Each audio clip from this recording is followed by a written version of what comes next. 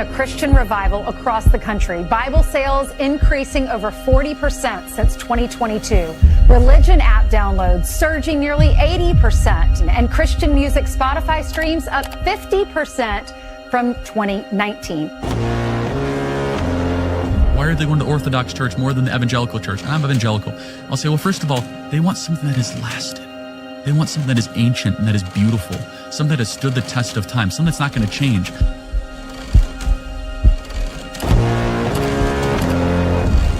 And so, my fellow Americans, ask not what your country can do for you, ask what you can do for your country.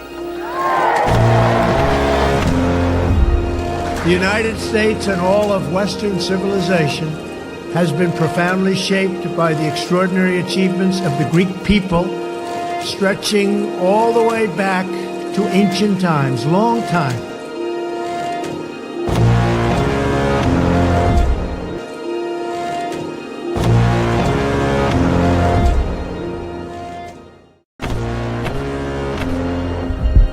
Christian revival across the country. Bible sales increasing over 40% since 2022. Religion app downloads surging nearly 80%. And Christian music Spotify streams up 50% from 2019. Why are they going to Orthodox church more than the evangelical church? I'm evangelical. I'll say, well, first of all, they want something that has lasted. They want something that is ancient and that is beautiful. Something that has stood the test of time. Something that's not going to change.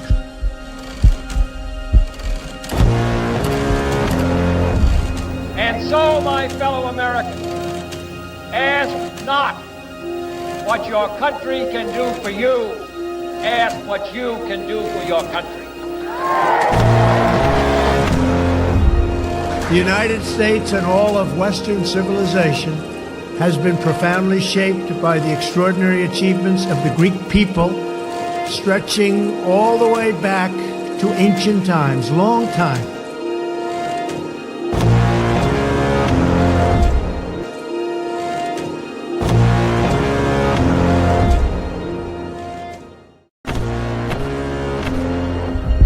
Christian revival across the country. Bible sales increasing over 40% since 2022.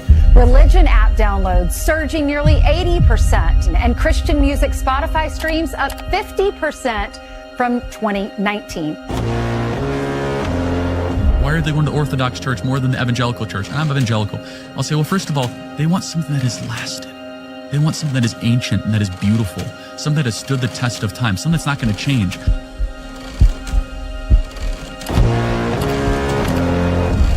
And so, my fellow Americans, ask not what your country can do for you, ask what you can do for your country.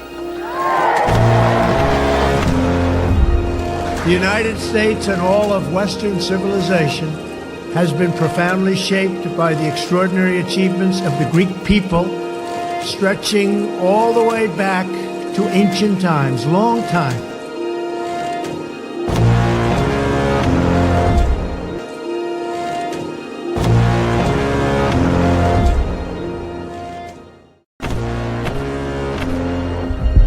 Christian revival across the country. Bible sales increasing over 40% since 2022. Religion app downloads surging nearly 80%. And Christian music Spotify streams up 50% from 2019.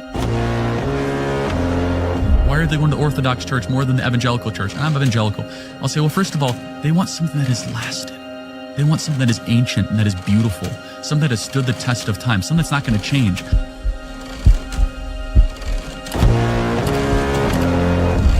And so, my fellow Americans, ask not what your country can do for you, ask what you can do for your country.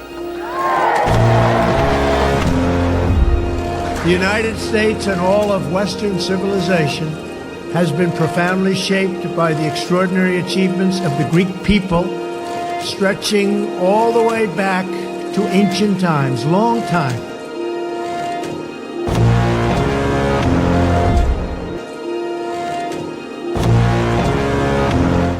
What's going on, you guys? Welcome back to American Orthodoxy. I'm your host, as always, Benjamin Michael. Today, I've got a live react to the infamous Nick Fuentes versus Hunter Biden debate slash discussion. To be honest, guys, I have not seen a lot of clips from this. I've seen maybe one or two. So I don't know how exciting it's going to be. You know, you guys know I always go in dark with these. So we'll see how it goes.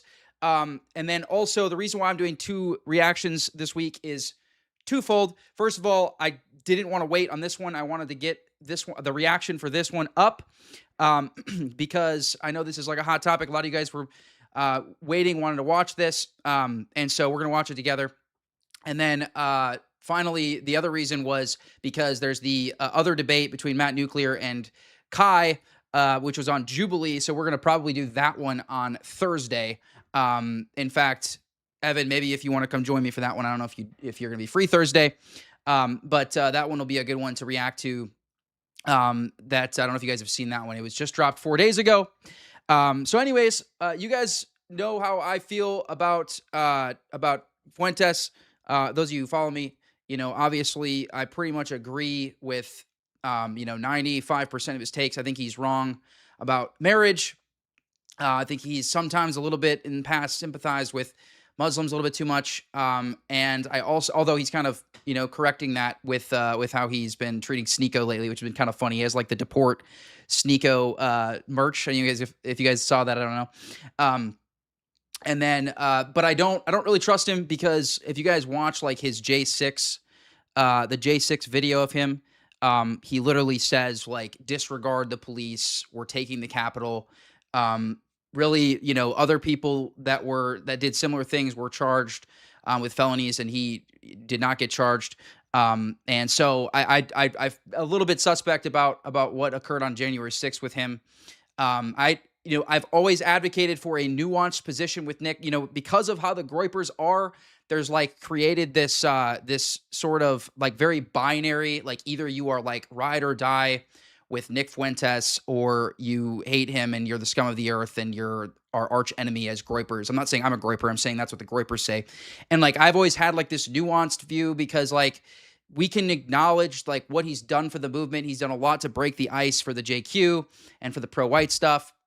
And he's taken a lot of heat for that. I give him credit for that. But we can criticize things. We can point out the hypocrisy and the sort of discrepancy with the J6 stuff. We can point out the hypocrisy with why he hasn't done anything with all the money he gets. The man's made millions upon millions of dollars from Super Chats alone, and could have been backing candidates this whole time. So not exactly sure what he's doing with all that money. He hasn't really had any events in several years either. So yeah, all this to say, like, we can appreciate what he's done for the movement while also pointing out the flaws, the fact that he burns every single bridge on the far right, and things of that nature. So anyways, that being said, we're going to dive into this.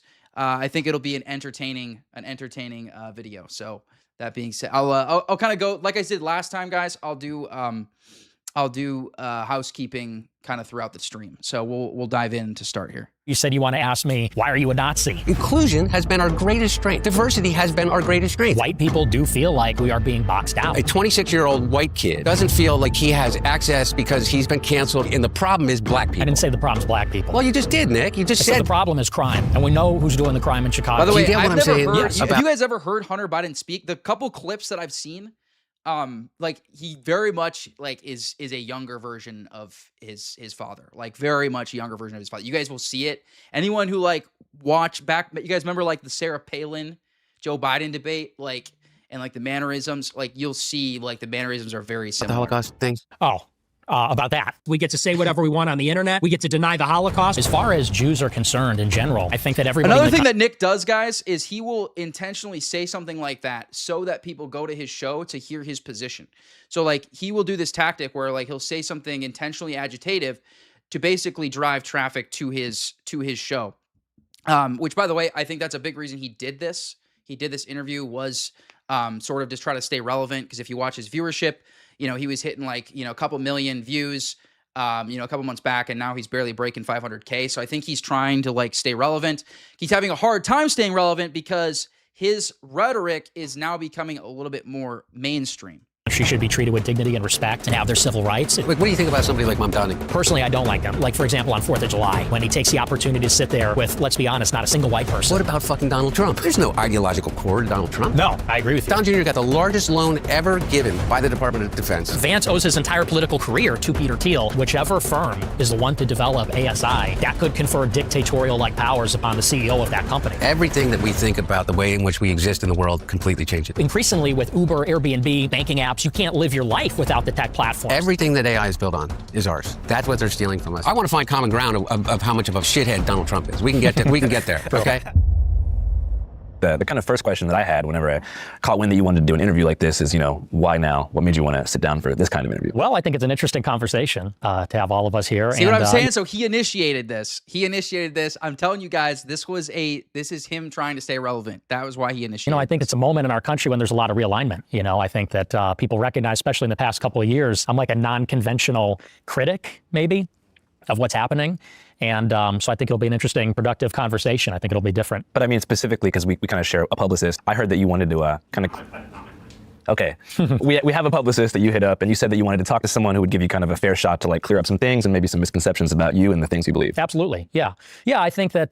See, and this is, again, remember what I just said? So he will say things, right? Because like if you everyone's going to go watch his Tucker episode and this episode and maybe even like his Candace episode, like to figure out like what he actually believes. And one of the things that Nick will do is he'll have like different takes. So like there's all these clips of him like saying different things that are clearly contradictory, so that he can basically always assert like, oh no, I've always affirmed this. So basically he'll affirm like multiple different positions, like in order for him to always have the receipts to be able to reference those clips to say, see, I said this. So that's another thing that he does. And then what that also gives him a chance to do is sit down with these long form. It's brilliant. I give him credit. It's brilliant because then people like this who are pro free speech will bring him in and sit him down, right? And have a try to basically get the unnuanced, unfiltered, what is your actual position? What do you actually believe? So it's actually a brilliant tactic on his part. I'm somebody who, I think like you, actually, maybe we have this in common, is kind of pigeonholed in a certain way for things that we've done in the past or things that we've said. I'm a crackhead. But I'm racist, right? I got pigeonholed there. Mine is true, yeah. Yeah, my mine's a little true. Maybe a little, no. But yeah, so I think it'd be good to clear up some of the misrepresentations and put out something accurate. So what do you think is the most misrepresented thing about you? Well, I think really the whole image everybody has about me. When you mentioned me, I think on a recent show, you said you want to ask me, why are you a Nazi? Yeah. And that's how everybody knows me. Everybody thinks of me as a white supremacist Nazi, and I don't think that's really true at all. I think that we definitely have different values. I mean, you're more from the left, I'm more from the right, but I don't think I'm a hater. I'm not a hateful person. It is Heil Hitler Friday. Heil Hitler, all my niggas Nazis. Hitler was very fucking cool. The editors knew what they were doing right there. The editors knew they were cutting right to that. Cutting right to that. I'm so dead. Here, I'll put this on the big screen here. Katie, thank you for putting this on here. I'm going to put this on my Instagram story too. I'll put this link on my Instagram story. Let me make sure because I am sympathetic to this cause as well. Let me take a picture of that so I make sure to put it on my story. Guys, remind me to put it on my story later. So I don't forget. But yeah, anyways, the editors do what they were doing there. See what I mean though? This is what I was telling you guys. So he will say this shit, right, in the short form content so that he gets invited, right? And then Candace did the same thing, by the way. Candace did the same thing where he's like, Nick will say he's like super nice, and then she like pulls up the clip. You guys have all seen like the edit where like she pulls up the clip of him like talking about her.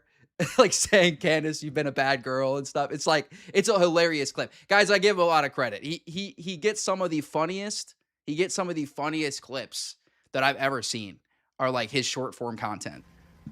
Yes, I do. And I'm tired of pretending he's not. So what's the thing about, I guess, traditional Nazism that you think you disagree with the most? Well, it's a non-Christian ideology. So, I mean, look, I believe that race is real, as the Nazis did, but I don't think it utterly defines a person. As a Christian, I think we're all created beings. I do believe there's such a thing as a universal human community. And so I think it's a cruel ideology. I've said this on my show, by the way, but I mean, that would maybe be the fundamental. Did you always feel that way? Always, yeah, absolutely. So even whenever you were younger and stuff? I did, but you know, you got to recognize times have changed. 10 years ago, we had a totally different political world. The regulation and policing of speech, you know, what you would call wokeness, I think was at an all-time high when I got started as a very young man. What you would call wokeness? Yes. Yeah, exactly. Well, and I think a lot of people today would agree that was woke. I mean, that was ridiculous. Like the era that he's talking about, guys, especially, and this culminated with George Floyd. I mean, when George Floyd, guys, you couldn't publicly speak, and we're finally like, I just made a reel today. We'll see how the backlash is.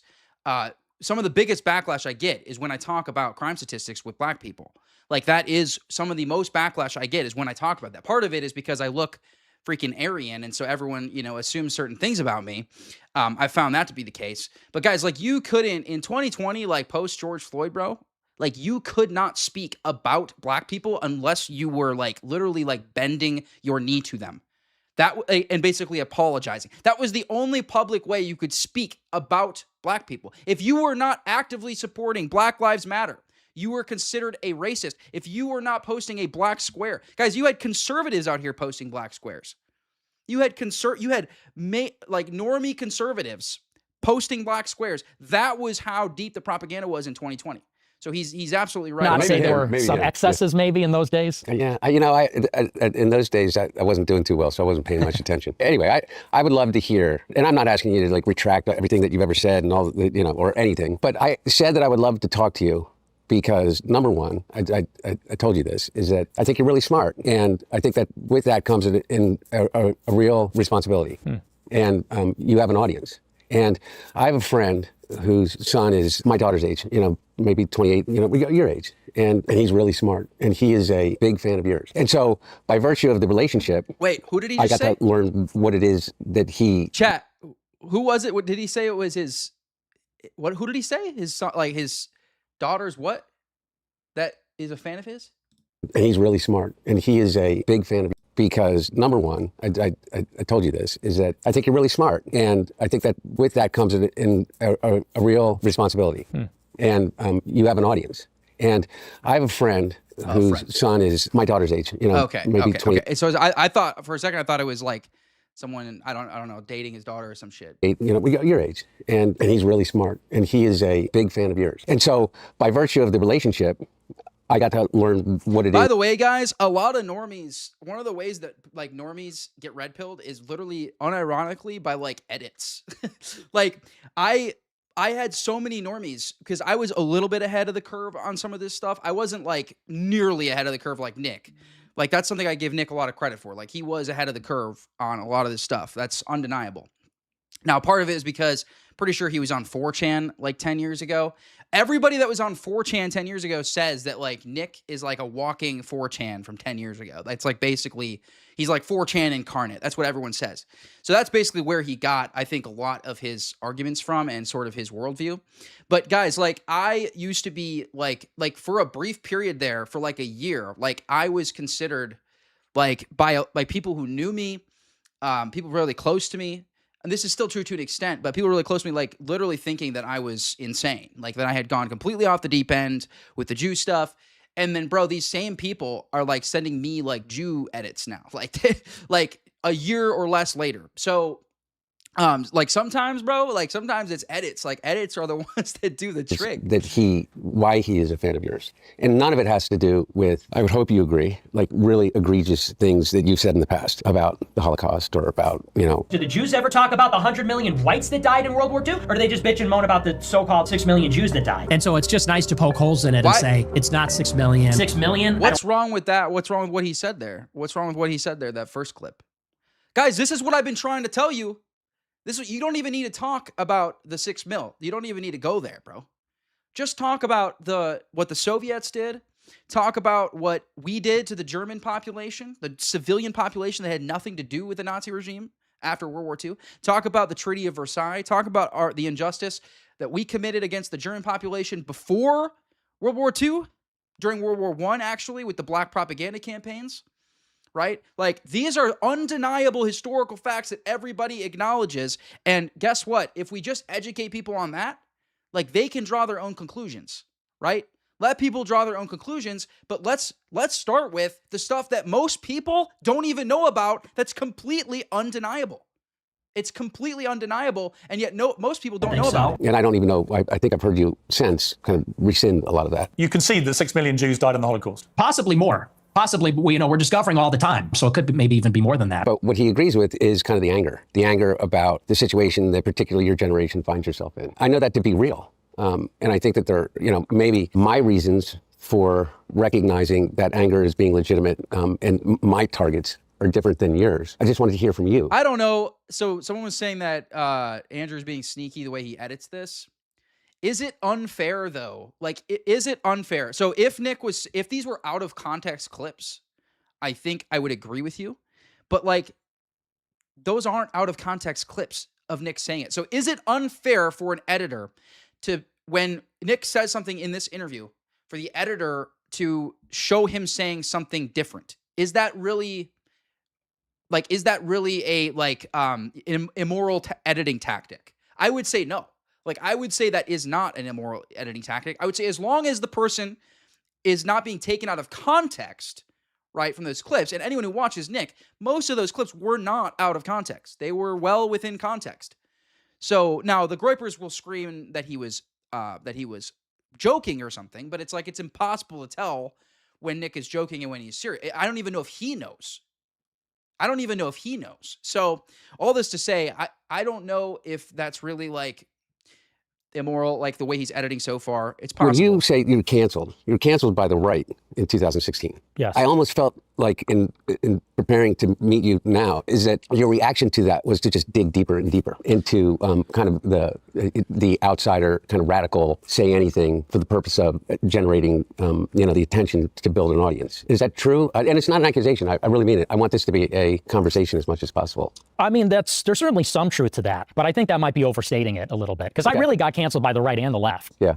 And back in those days in 2017, you had these far left journalists at Huffington Post, Right Wing Watch, ADL, SPLC, and I really believe they were on a mission to find extremist rhetoric, the white nationalist, neo-Nazi, boogeyman, all that kind of stuff. And they would look at someone like myself, 18, and if I was being serious or joking, things taken out of context, they would clip it, post it, and they wanted me to be the villain. And I think they wanted a lot of people to be the villain. I think the left, in a way, kind of created this climate where By the way, they showed the picture of when he got, like, there was the guy who showed up at his door and was like, "Hey, Nick," and he had a weapon, and this guy had just come from, like, he had just unalived somebody else and was supposedly coming to unalive Nick.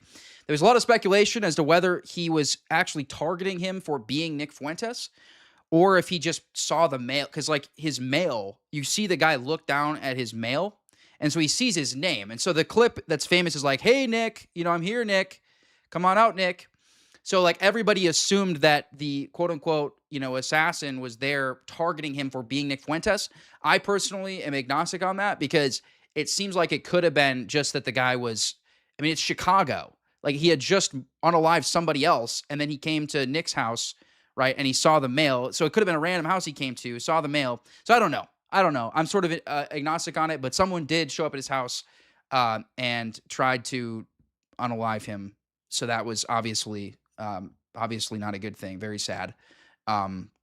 That was like what year? Well, when was that, guys? Like a year and a half ago now. It's been a minute now. A lot of people farther to the right. No, by the way, that very well may be true, but you gave him a lot of ammunition. That's true. I hope that some of those things that you said in the past are not things that you believed in, and that are you meant just to engender like a really radical kind of response. Is that true or no? Well, again, I think that back in those days, you could not say anything. In 2017, 2018, cancel culture was so in overdrive. Any joke, any edgelording, anything like that. This is good editing. This is good. They're showing headlines. To me, this is good editing so far. They're showing headlines actually justifying what Nick is saying. Taylor Swift apologizing for being fatphobic or whatever. Like, that they're showing that like this cancel culture thing he's talking about was really a thing. Yeah, I'm so old. I don't even. Okay, well, to break it down for you, so the dawn of wokeness as it's known today, I think was in like the post-Trump era. After Trump won the election in 2016, there was a big movement to deplatform and kind of push away those who, I guess, the left feel like had galvanized them into the presidency. So there was this big idea that if you push people off mainstream social media platforms, they would go away. Now we know through Trump's reelection that's By the way, guys, in case you're wondering, there's a lot of speculation as to why Twitter, why Instagram, and why even YouTube are allowing more free speech. It really is the mighty dollar. Like, that's the reason. They were losing business to Rumble and to Kick and to these other platforms. Like, people were migrating to free speech platforms. And so YouTube, Instagram, Twitter, they realized that, well, part of it was also Elon. So when Elon bought Twitter, obviously he made it, quote unquote, a free speech platform, which to his credit, it's much more free speech than it was before. It's still not free speech. In fact, it's grown to be one of my least favorite platforms in the last 4 months or so. It used to be my favorite platform. But then Zuckerberg saw, how much success Elon was having. And so he basically created the same, now he allows for the same sort of quote unquote free speech to an extent, I mean, there's literally like accounts that are straight up, all they post is like Hitler edits, and they're allowed to be on Instagram. Honestly, Instagram is more free speech than Twitter is these days. But I think that was really what it was. A lot of conspiracies out there, like whether it's Palantir is like allowing it so that they can like target people. There might be some truth to that. But I think, most like pragmatically, I think what it was they were losing business. There was two things. It was they were losing business to free speech platforms, and also Elon paved the way for it, and they saw how much success he was having, and so YouTube and Meta, sort of followed suit. But at the time, that was the mantra. Problematic viewpoints needed to be silenced, tucked away somewhere, and they would just sort of die in isolation. So I think that was the climate where you first got started, 2017. That time period was like crucial for getting people off mainstream platforms. Is that correct? Yeah, and I would say that you got to get into the psychology of those days. It felt like anybody that wasn't on board with the most progressive agenda had no options. There was just no alternative. It was going to be progressive, liberal, feminist, BLM, all that kind of stuff. Yep. And if you were to the right of John McCain, you're no platformed. Censored, banned from all the platforms, you're fired from your job, you're ostracized socially. That's when I think what happened really in 2021 when Trump got banned from the platforms I got banned in that same time frame from TikTok I had 300,000 followers on TikTok. Some of you guys remember me. I had 300,000 followers on TikTok, and that was when I got banned, that exact timeline. Felt like 70 million people got canceled. 70 million people that voted for Trump, or 60, 70 million people. Bear in mind, felt like, I was so if Trump is out of politics and we're all banned from the platforms, then I was not even extreme at all. I was literally not extreme at all. I was a very moderate conservative, and I got banned on TikTok back then. Or any redress for our grievances? Do we just have to shut up and get with the program and we're all going to be progressive? And I think that drove people to a far more radical place where people said, well, what really is a solution? We can't talk. We can't express ourselves. We can't participate in the process or run for office. And I was one of the people saying that's exactly what's going to happen. It's going to drive people to extremism. If you don't talk, if people don't feel like they have a seat at the table in enfranchisement, I think then they start exploring options outside the system, outside of the political process, the democratic process. So I think it's self-inflicted in many ways. So you feel like after the mass deplatforming in 2021, whenever people on the right got pushed to platforms like Parler, Gab, Rumble, etc., the lack of discourse and like the political singularity of those platforms created more extremism? Absolutely. Because look, you take Trump off of Twitter, Facebook, Instagram, YouTube, and I predicted this in 21. I said, watch, you're going to see alternative social media rise because some venture capitalist is going to see there's a huge market of 70 million people that are going to follow Trump because Trump is no platform. And that's exactly what happened. Rumble blew up, Elon bought Twitter, and what happened? Sometimes I feel like the left forgets that like most people don't think like them. Like most people don't want kids to have their, genitals mutilated. Like most people don't want that. That's how most people think. Most people don't want, 7 gajillion immigrants here. Like most people just kind of want to keep to themselves. They don't want to be bothered, right? They naturally are inclined towards their own people, although, white people statistically are the least inclined towards their own people. There's studies that have been done on this, and we have the least level of in-group preference by far. So it's always funny, like people will assume that like white people are the most racist when in fact statistically, it is statistically true that we are the least racist. But anyways, regardless of that point, like most people just kind of want to keep to themselves. They are against like all this LGBT stuff for kids.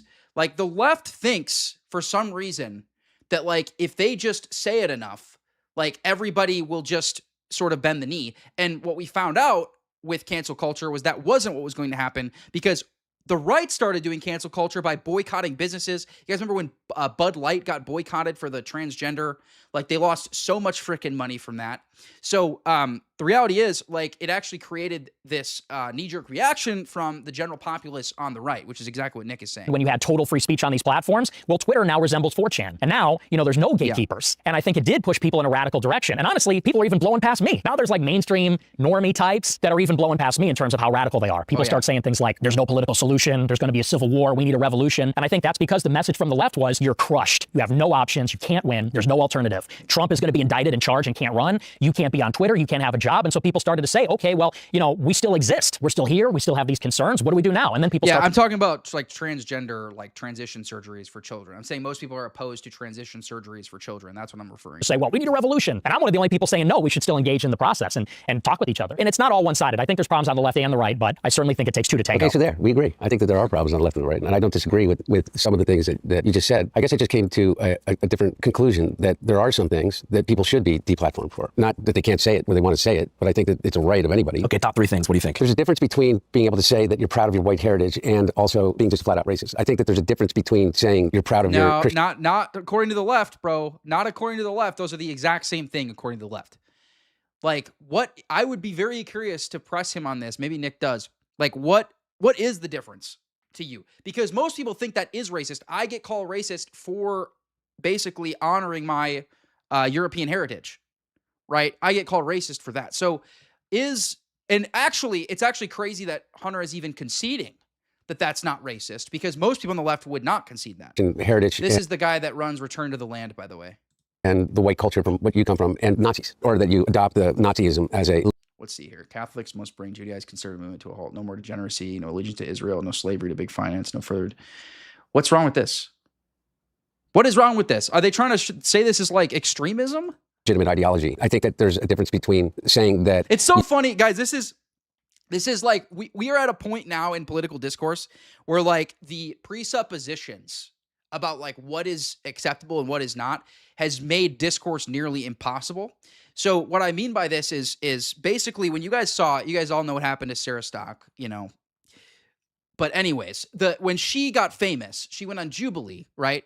And she was talking to some leftist Jewish guy, or was it a Muslim guy? I can't remember. It was either a leftist Jewish guy or a leftist Muslim. I think it was a leftist Jewish guy. And talking about America's founding. And she was saying that America is it was built by and has a right to be majority European. That is what it was built on, and that is what has the majority maintained. And he was so dumbfounded, he saw that as a reductio ad absurdum. See, the problem is the left, and this is how Brian Shapiro, when I went on his show, the left sees my position as a reductio ad absurdum. They think it's so absurd, it's not even worth entertaining. So we've reached a point now when you see the other side as a reductio, it's almost impossible. Like, discourse is almost impossible now. You disagree with the United States policy as it relates to Israel and saying that the Holocaust didn't exist. I was like, Mom, Dad, Hitler was awesome. Hitler was right. And the Holocaust didn't happen. And my parents were like, we cannot believe. Those would be top 3 things in my mind. I know that you believe that some people took you out of context, and I do agree. Look, on both the right and the left, there are these gatekeepers, 100%. And look at me, the mainstream press just destroyed me for 7 years without any real kind of reflection about what they were doing. I do think that, you know, some of those things are legitimate reasons to say, we don't want you on our, on our commercial platform. Would you agree with that? I mean, you just said, for instance, people calling for like an armed revolution, like people calling for actual violence. You're opposed to. Oh, absolutely. Yeah. I'm against violence, and I do think those are one of the legitimate things that should be taken from the platform. You know, there's a lot of this stuff. That I've said this before.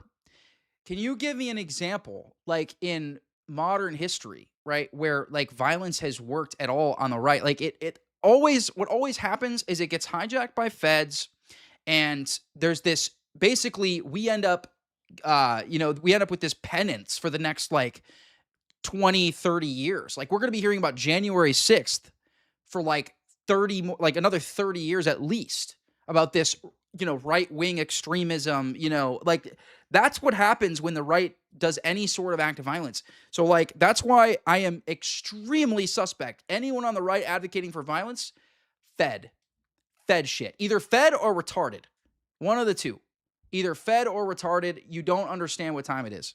Okay. Like that's my thing. And I don't trust anybody doing that. I don't trust anybody advocating for violence. So Nick has that right. On social media, I don't agree with. But again, what started to happen is there was this like editorial. We even saw Thomas Rousseau said that last week, guys. Even Thomas Rousseau said that last week. Censorship, where certain ideas were banned. And it was such a broad brush and also totally opaque and ad hoc. You'd be on YouTube, like I was, for example, they banned me for life and didn't even give me a reason. Not a specific quote, not a specific infraction. And so you don't know what the rules are. You don't know what the process is. You're not shaking. I don't know why they're editing it like that. I don't know why they're editing it like take that. you down. And especially now when everything is digital, it's not just the social platforms, it's the other ones like Uber, Airbnb, whatever. It feels like you're being denied almost something like a civil right, because the social platforms are the modern public square. Increasingly with Uber, Airbnb, the banking apps, you can't live your life without the tech platforms. And it felt like if you just simply had the wrong opinions or you were the wrong kind of person. Which, by the way, guys, Nick almost never talks about the central banking system and the Jewish involvement in the central banking system. He actually thinks it's libertarian slop. This is another reason I don't trust him, because, guys, that is like the roots of the JQ is the central banking system, at least in the modern day. Obviously, the JQ runs all the way back to 33 AD, if not even older, right? But like as far as like in the modern day, like the central banking system and the disproportionate Jewish involvement, like that's like the fundamental aspect. That's basically how they have a monopoly on world dominance, is through the central banking system. And Nick basically thinks that's libertarian slop. Being deprived of like a basic civil right or being able to participate in society. So, and I think maybe that's an area of collaboration where we recognize maybe it is a civil right to use the digital platforms, but here are the rules. Here's what you can say. Here's what you can't say. Here's the process. Maybe there's a reconciliation mechanism, but I mean, the censorship was just out of control. I don't think anyone disagrees there's a reasonable limit though. Yeah, no, I guess what I'm saying is that I don't see that as a result of left-wing or right-wing ideology. I view that kind of level of deplatforming. Look, I was debanked. I was debanked before I was ever even charged with anything. I lost every bank account. It took me, 9 months once they, the Trump administration, said that they were starting an investigation into me to be able to actually get a bank account again. And I don't want to tell you the bank because tomorrow they may debank me again. But my point is that those people are incredibly identifiable. I keep, like I've been talking and going around and I say things like, I don't think we are nearly as divided as they're telling us we are. Because I do believe that there is. That's not true. That is total bullshit, guys. Like, I'm sorry. No, that is not true, because you have, guys, on Twitter simultaneously, you have Charlie Kirk, people making fun of Charlie Kirk being unalived, going viral. You have like memes about Charlie Kirk. I'm talking about millions and millions and millions of views, hundreds of thousands of likes on Twitter, right? You have these memes and these jokes. On the right, you have Hitler edits going viral.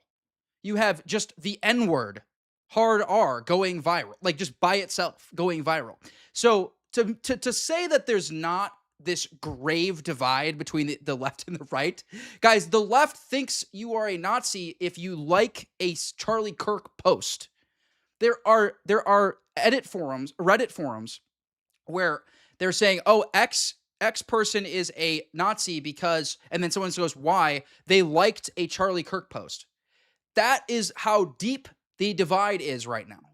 Okay, it is insurmountable. This is boomer slop from Hunter right here.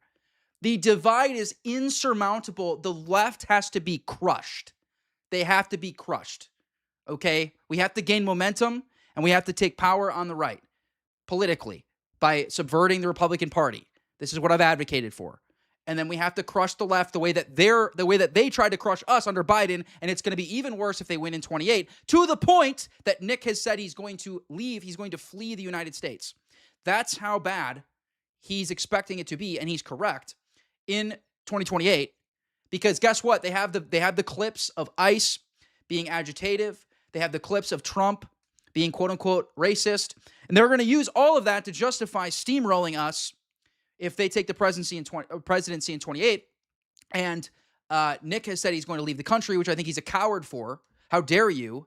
So you're just going to leave us? You're going to say all this shit and then you're going to leave? That's not a leader. This is why I never will see him as a leader. Never will see him as a leader. To be honest, I don't think we have a leader right now on the far right. I think right now someone needs to rise up, to be honest. I think we have good figures like Tucker. I have a lot of respect for Tucker, but I don't think he's our leader. I think he's the closest thing to it. But I don't like how friendly he is to Muslims. I think he just enjoys being a talking head, to be honest. I don't know if he actually wants to do anything. So all this to say, as Americans, guys, we are here to fight to the death for our land. And I don't mean that in some like violent, standpoint, unless it's self-defense. Out of self-defense, we will. I'm just talking about cultural revolution. I'm talking about staying here and advocating for Americanism, American nationalism until our last breath. That's what I'm talking about. And why is he not willing to do that? Why is he going to flee in 2028 the country? Why is he saying he's going to leave the nation? To me, that's cowardice. are an identifiable group of people that are responsible for an enormous amount of the discord and division because they make money off of it. I think that these social media companies that are controlled by, 3, 4, 5, individuals have made it clear that they only care about one thing. They only care about how much money they can Do you guys produce. see all the stuff on Twitter with Asmongold and his new girlfriend? Oh my goodness. It was so funny. People were like, "Girl, you're dating a Nazi," and she literally replied, "What's a Nazi?" It was pretty funny. Themselves and the people that hold stocks in their company, even to the degree where we know for certain that they're driving teenage girls to the highest levels of suicide by a factor, like exponential factors, directly related to the content that they're being pushed, and they won't do anything about it. Right. And so, to the same degree, I think they, a lot of what you call wokeness was maybe an illegitimate, but a financial decision based on a lot of these Corporate psyop, maybe. Corporate psyop. Thank you. I mean, by the way, exactly. I just wanted to back up real quick. So you talked about certain people going too far. About 2.5 months ago, I visited a whites-only community in Hardy, Arkansas. And I don't know why. I guess coming from like a more like left-wing place, I'm from Seattle. I kind of assumed there was like a united front on the right for some reason. So I'm out there, I'm chilling with these dudes. They're like sword fighting, having barbecues. Overall, it was a good time for them. I had a hard time connecting with them because I don't agree with them, but it's all good. I was having fun for a couple days. And then, like right as I was there, I guess you had hit them up on X or something and said like, "Hey, I don't want to associate with you guys." What happened there? Well, that was really more of a personal disagreement with the guy that founded. By the way, he called out Nick. So this was at the same time that Bilzerian called out Nick. Bilzerian called out Nick, and the Return to the Land guy also called out Nick. And what he brought up was what I brought up earlier, was all the money he's made and how he's done nothing with the money he's made. Like, he's made all this money. He gets all these donations every live stream on top of whatever he's getting with his merch and all that stuff. What has he done with it? What campaigns has he supported? What events has he hosted in the last couple years? When literally this is the fight. These next couple years are going to decide everything. Next decade at the very most are going to decide everything. We need to be getting like-minded people into office, which means running campaigns, which means we need funding, and he has the money for it. Who has he backed? So that was basically what his critique was. But I do think it's an interesting project, and it's interesting that got so much pushback, this whites-only community, because you know what? If you go to a lot of these different neighborhoods in major cities, there are ethnic enclaves, and it's not like there's an explicit rule that you have to be a certain ethnicity, but we all know in Chicago and New York and LA, you got certain neighborhoods where it is 80, 90% one ethnicity. Yeah. And I think there's a lot of white people that say, we kind of want something similar. I don't think there's anything. Okay, let's back up. If you want to talk about the histories of New York and Chicago, I feel like that was also a conscious decision that was made like after the Civil Rights Act. Blacks only, it's in Cabrini Green, where Mayor Daley made everybody that was black live in the Cabrini Green. I mean, it's not, it wasn't by choice. By the way, you guys know that most, like the black supremacist movement, the black supremacist movement actually was in favor of segregation. Like, they didn't want to live amongst white people either. In fact, when we underwent desegregation, a lot of there was like black sections of restaurants, for example, and the blacks would still go there because they wanted to be around their people. Like, they would voluntarily go there. And actually, there was forced desegregation at times against the wishes of both sides, including the black population, right? So I would say the abuse was, the limited amount of funding that like we gave to the black communities. And by the way, guys, like Jesse Owens, who is a Olympic athlete who went to Berlin, the Berlin Olympics in '36 and won, he said he was treated very well in Germany. He said he was treated much better in Germany than he was treated in the United States. So that's something to think about. A choice that these ethnic enclaves are 80 or 90%, whatever that ethnicity is, it's because that's the only place in which they had an opportunity to live unbothered, or where they were told that they had to live because of the historical fact that they could not move into other neighborhoods. You could not move into parts of South Chicago without, being stoned. Right. Literally, right? Yeah, and so, so it's not as if those ethnic enclaves are there by choice, and so also, ethnic enclaves do exist for like specific variations of different Europeans. There is like places that are chocolate. Like South Philly's full of Italians. There's Little Italy and there's Little Korea. I think that's not true at all what Hunter just said. And we know this because migrants come here and then they stick with their own people. Again, I pointed this out. This is why you have Haitian communities. This is why you have Nigerian communities. This is why you have Hispanic communities, specifically Mexican, right? They come here and they stay with their own people because they are tribal, because everybody else except for Western Europeans are tribal. Everybody else is tribal. Even Northern Europeans are pretty tribal. They're the second least, but really it's just Western Europeans that are not tribal. Everybody else in the entire world is. They stick with their own people. Generally, not exclusively. Everybody mishears me. Oh, but I know an Asian guy who hangs out with white people. I'm talking about in general, okay? I'm talking about in general. That's why, again, when I'm walking the streets of New York City, there was an entire street of just Nigerians, an entire street. Okay? That's why you walk down a few more blocks and there's an entire street of Mexicans. People, for the most part, stick with their own people, and no, it's not government forced or even government incentivized. That's insanity. That is just human nature. What I always like, what confused me the most about the whites only community is like, there's just so many different kinds of white people in America. You know, so like to establish a unified white culture with a place so diverse and full of like different regional flavors just kind of felt confusing to me, because that can mean a different thing depending on his example was Italians, who I have criticized before, guys. I've criticized that they are very, remember, I didn't say Southern Europeans aren't tribal, because they are. Greeks and Italians, very tribal with their own people. So it's Western Europeans that are not tribal, because they've underwent the most propaganda. Part of the country, what European enclave you originated from. Like, we're Irish people from the Philly area. Can you compare that to like, you know, surfers in San Diego, or even like, you know, Italian Americans in Staten Island? I don't know, everything just feels so different. So when I got there, I was trying to identify what they meant by white culture. It wasn't really based on shared like cultural practices, but more the exclusion of people who weren't white. How about the language you're speaking, in the dialect that you're speaking it? There's some white culture for you, buddy. They weren't like stoked on being European necessarily. They were more just like, oh, we're here because those people aren't here. So it just kind of felt more negative than constructive. Yeah, I mean, like I said, I'm not really involved with that project in particular, but I think that, look, I mean, you talk about the anger that's out there and the frustration. And I think part of the frustration, let's be honest, is that white people do feel like we are being boxed out in major cities in the country. And it feels like, look, there's a little Haiti, and there's these various ethnic enclaves where you get that local culture, and they do their, you know, cultural festivals and that sort of thing. And white people feel like they're being pushed out, and they want a space where things are familiar. Do you feel the same way about the Italian? You guys know mac and cheese was invented by the English? Mac and cheese is like one of my favorite foods, bro. Invented by the English. Festival that happens in every city. Well, here's a good example. So, or St. Patrick's Day? Well, you know, there's no Irish neighborhood in Chicago. Little Sure Italy. there is. I mean, there's some remnant in Bridgeport. Yeah. It's important to note that, like, I'm not trying to get into like a shouting match here, but like, you know, as a family coming from a family who did leave Philadelphia in the 60s because of black migration from the South after the Civil Rights Act was passed, there was a sort of like mass flight of white people into the suburbs, and that kind of led to a homogenization of different cultures, because they rushed so fast to build these like identical You guys strip mall seen those suburbs. reels of people, like, it's like leftists making fun of like the education level of Southerners, the IQ level of Southerners, the divorce rate of Southerners, the abuse rate of Southerners, and all this stuff. And they don't realize that that's where the vast majority of the black population lives, is in the South. Like, literally the maps that they're showing are identical to like where the most amount of black people live. So like the leftists, it's just funny when they do that, because they don't actually realize, like, they don't actually look into this data and like why it is the way it is. They just say it and they think they're cooking the you know, those racist Southerners. That it was very hard to maintain. By the way, the cultural same bonds. thing is true with the maps of like the most racist people. Like, you'll look at the places where like black people don't live, and that's where the least racist people live. And then the most racist people are the people who live around black people. I'm not saying that's justified. I'm just saying that is a statistical fact. Made different European and white neighborhoods unique around like the 1950s and before. So I feel like the mass suburbanization is also a big factor that led to those like cultural bonds breaking. Yeah, but why did that happen? I mean, a lot of the suburbanization is because of the race riots in the 1960s. People moved out because of the violence. You know, my grandfather was in the National Guard in Chicago when, after MLK got assassinated, the whole West Side burned to the ground. Yeah. And people didn't want to be around that anymore. Why were the riots? MLK Jr. was assassinated. Yeah. Yeah. And so does that justify burning down the city? No, I didn't say it Recover? justifies it, but it sure justifies an enormous amount of the anger. The same kind of anger that you feel about being left out. The same kind of anger that you're expressing right now. How did white about people the react? I mean, did people react that way when George Lincoln Rockwell was assassinated?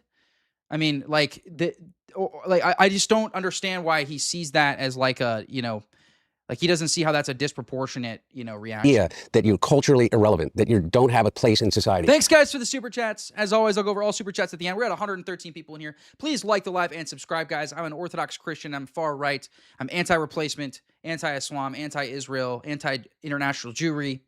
I don't really generally support Trump, although I appreciate some of the stuff he's done, but I think he's a traitor. That's kind of my view. So if you're into that kind of stuff, please like and subscribe to my channel. I do reactions like this. I also have my own show that I normally host on Tuesdays, but today I wanted to go over this debate. I also am live, usually Thursdays and Saturdays, all at 2 o'clock Eastern time. Imagine if you were a 26-year-old black man in 1968 and saw your hero be assassinated. Oh, I saw Trump get shot in the ear, and did he? And I saw Charlie Kirk get shot, and I didn't see any cities get burned down. I think it's a very, very, very different thing. Is this guy talking to me? There's no way this guy's talking to me. There's absolutely no way this guy's talking to me. I don't give a F that we send our money to Israel. Is this guy talking to me? If this guy's talking to me, just freaking mute him, dude.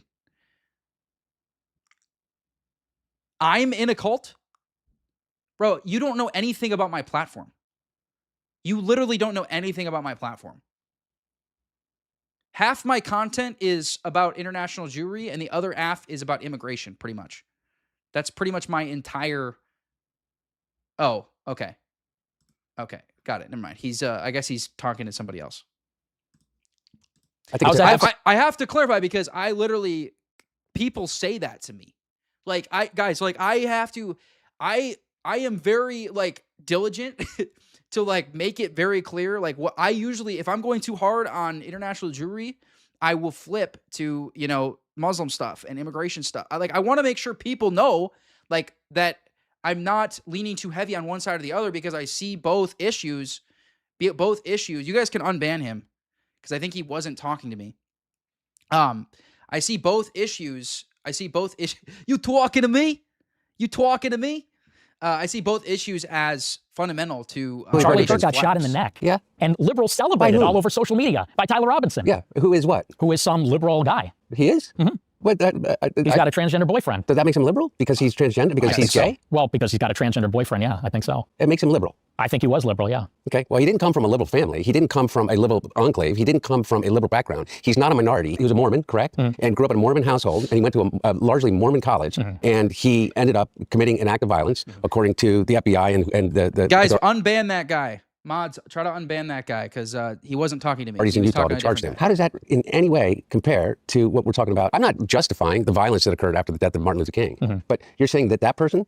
Welcome back. This Tyler, whoever his name is was as disenfranchised as the African American community in 1968 in inner cities? Well, the question is who we want to live around. I'm not living around blacks. Sorry. I want white kids, and I don't want my white kids bringing home black people to marry. And in the 1960s, the West Side burns down. We don't want to live around that. We don't want to live around a city that's burning down. That's not when the white flight happened. It is. And guys, let this be my plea to you. If you see a video of someone criticizing Muslims, don't automatically assume they're an Israel shill. Okay? Like, don't automatically assume it. All right? If you see someone criticizing Israel, don't automatically assume they're a Muslim shill. All right? Like, let's try to break... I know it's true like 80% of the time. But, like, let's try to have a little bit of nuance and give people kind of the benefit of the doubt for, like, 5 seconds. Or at the very least, check their account. Like, at the very least, check their account. I got a DM from a guy. I posted an anti-Muslim post after, like, 4 posts in a row about Jews. I had, like, 4 posts in a row about Jews. And I finally posted a Muslim post, and I got a DM from a Muslim. I bet you never talk about Jews taking over your country. Like, bro, all you had to do, 5 seconds. It takes 5 seconds. It takes 5 seconds to look at my account. 5 seconds. 5 seconds. That's all you had to get before firing off a DM to me. All right? So, like, all I'm saying is before you guys, like, presuppose something about, like, what somebody believes, like, just at least check their account. Just at least verify a little bit before you fire off that oh, you're a Muslim shill. Oh, plus $7,000. Big response to it, absolutely. 100% not. Absolutely. You make these historical connections that don't exist. Part of it was potentially, but before that, what Mayor Daley did is made Chicago the most segregated city in the entire United States, other than Boston. When you would come from the South to Chicago, African Americans from the South, blacks in the South coming to Chicago would say that Chicago was twice the level of segregation and racism that occurred in the South. And so it wasn't as if you're coming into a situation in which you're feeling in any way enfranchised by the community and the situation that you're in. And as many people left simply because of the idea that someone was black moving into their neighborhood as the violence that occurred after the assassination of Martin Luther King. So the numbers actually, pre-1968, when King was shot, you had more people leave the city because of the desegregation, because of the 1964 Civil Rights Act, than you did after the riots. I think that's just not true. I think that the race riots were a huge driver of white flight to the suburbs. I think it's just dishonest to say that's not the case. Okay, so what's your point about all this? Well, we're talking about where people want to live. Yeah, I know. So, like, what in 2026? Well, okay, how about in 2020 when Minneapolis burned to the ground? Or how about in the summer of 2020 in Chicago? Minneapolis didn't burn to the ground. Oh, it did? No. I mean, I'm from there. That is my home state. It absolutely did. Guys, you couldn't even go into the city. Like, you could not go within, like, a couple miles of the city. BLM didn't destroy dozens of If you structures. guys need a physical witness to what happened in Minneapolis, there were many structures that burned to the ground. Not the city, but there was, I would say, between 40 to 50 buildings off of Lake Street in the south side that did burn to the ground. But most of the city was intact, but it was quite an intense situation. People don't want to live around that. People don't want to live around that. You know, in Chicago, it rolled on into the summer, and it wasn't, you know, let's say, the anger of the oppressed and the disenfranchised. So They who's were at fault? looting. They were looting and Who's they? carjacking. The criminals. Are you saying that the problem with Yeah, the because 26 they were looting like black businesses too. They were looting everybody. So it was like the civilized black people that had their own businesses were getting they were basically also getting attacked through these riots that were supposedly about the mistreatment of black people. year-old That's white supposedly kid what they living were in suburbia outside of Chicago, and I his know feeling he's of being Gen X. disenfranchised is I'm because just saying, I call someone a like spiritually boomer. Like I would say someone with this mentality is like a spiritual boomer. there was looting and rioting in Minneapolis by black people, and it's black people that are doing it. Yeah, I mean, the problem with Austin Metcalf was that he got stabbed in the neck at a track meet. And the problem with our city in Chicago is that the Magnificent Mile is gone, Water Tower Place is gone because of all the crime. Nick, and the problem with an entire generation of African Americans is that they've been getting killed by cops for decades. That's What are just you not talking true. about, Nick? Because they commit crime. And listen, it's not... Nick, What? That's not true. It's not true. Are you saying the police brutality as it relates and racism in the police force in the way in And which... guys, as I've pointed out, even with all of the programs in Western and Northern Europe, all of the anti-racism programs, there's still a extreme disproportionate amount of the African migrant population committing crimes. They are like vastly overrepresented in specifically violent crime in Western and particularly Northern Europe, where they track it better than they do in Western Europe. And by the way, I just made a video about this on my Instagram about the interracial grape statistics in the United States that they stopped tracking in 2005 because it showed how disproportionate the black men were in their overrepresentation with grape statistics. So the Bureau of Justice literally stopped tracking interracial grape statistics after that because it was so bad. It was so bad. So to say this is just about the police is utterly nonsensical. You guys remember Brian Shapiro brought up the exoneration statistics. Remember, there's been a total since 1989, only 3,500 exonerations total in the entire justice system. So it's such an irrelevant statistic, it's not even worth bringing up. Police treat African Americans. Nick, you could grow up here like I did between Wilmington and Philadelphia. And if you were a black dentist and you lived in Wilmington and you commuted to Philadelphia, the chances of you being pulled over by a state trooper, either Delaware or in Pennsylvania, are about 50 times that would be if it was a white guy. 50 times. And so what you're trying to tell me is that the problem in America right now is that a 26-year-old white kid who lives in suburban Chicago doesn't feel like he has access because he's been canceled or he's been woke. And the problem is black people. I didn't say the problem. What did Jay say about me? Thanks for the super chat, man. I'm curious what Jay said about me. I know that I got brought up on the John Here's episode that they did. Is that what you're talking about? Black people. Well, you just did, Nick. You just said the problem is crime. And we know who's doing the crime in Chicago. The carjackings, shootings, teen takeovers. We know why there's no business on the Mag Mile anymore, and it's because they steal cars. And by the way, guys, I'll go over all super chats at the end, as always. But that one caught my attention. Driving through windows. And listen, black people are some of the biggest victims of the black crime. But we're not allowed to talk about it because of the racial dimension. We're not allowed to talk about it. We're talking about it right here. You have a platform in which millions of people listen to you, Nick. Well, after yeah, Elon, but he's being ostracized and being called racist for it. Had to buy Twitter and open it up. It wasn't like that before. I was banned from everything for many years. So no, you weren't. I mean, when I brought up IQ statistics to Brian Shapiro, he said it was he called it like an offensive. He was like, this is highly offensive. When I brought up the objective IQ statistics of black Americans and the African population. Like, it's just an objective fact. It's a full standard deviation.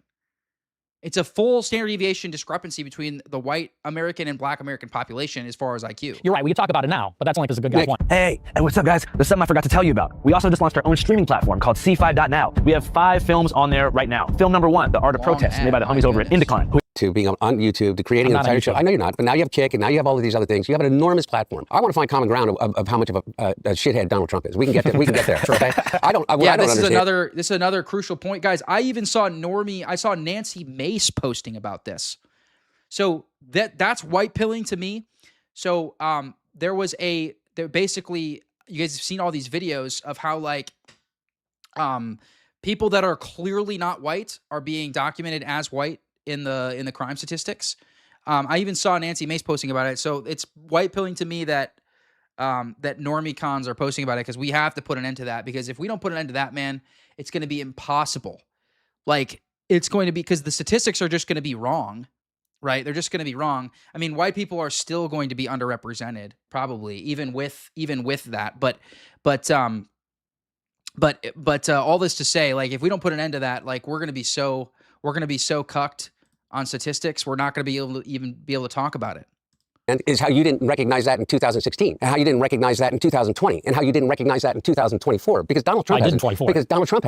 Donald Trump hasn't changed at all. Donald Trump has been Donald Trump since he came out of the womb of a woman that was an immigrant to this country. And so I don't agree. What I want to know, though, is that I don't know how we get past this idea. I don't know how Trump got to where he did in 24, and then really this whole term. But I felt like his first term was pretty solid for the most part. At least his campaign was. His campaign was solid. The biggest problem that you have with your personal situation and how you extrapolate that to the situation of other white kids that are your age, that feel disenfranchised, that feel left out, that feel they don't have a shot at the American dream, is because of black and brown people, because of Mexicans, because of Venezuelans, because of Haitians, it's always other. Yes, because we're being replaced in our homeland, and that is how Mexicans would feel if they were being replaced.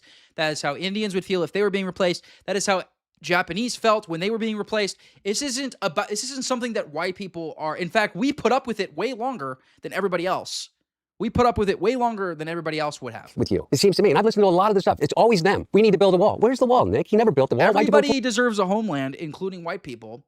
And it's only controversial when you talk about it in the context of white people. In 2020, why'd you vote for him? Yeah, it's possible that, but he got Adelson money, before that too. I agree with you. Like, I do think Miriam Adelson played a crucial role. I mean, the amount of money that she obviously gave to his campaign. So I do agree that was a factor. 2024. I didn't vote for him in 2024. Okay. My point being is that whenever you identify your problem as being something that is other, that you can point to, that's a minority, that is a group of people, that's the Jews, before, remember, all of us, it was the Irish Catholics who were committing the crime, who weren't allowed into bars, And by the way, that's overblown. I've pointed this out before, and you guys have seen that there's an Instagram account. A guy's name is Ian. He's Irish, and he made a whole video about this, about how it's total propaganda. It's utter nonsense. It's totally overblown, the anti-Irish stuff. It really wasn't that bad. We have founding fathers who were Irish. So Teddy Roosevelt, makes this point. Me too, because you know why? Because they were dirty, poor, non-Europeans. They were Irish. Every time it's wrong. Every time history has proven that to be wrong in the United States of America. Every time. Inclusion has been our greatest strength. Diversity has been our greatest strength. And I hear you talk about this idea of white culture. What fucking white culture are you talking about, man? What You're speaking it! Hunter! You are literally speaking the language of white American culture. English in the American dialect. You are speaking the language. That is an aspect of culture. Your presuppositions, like free speech, these are aspects. What allows you to have the very conversation you're having with Nick here is literally white culture. You are the fish that doesn't realize water exists.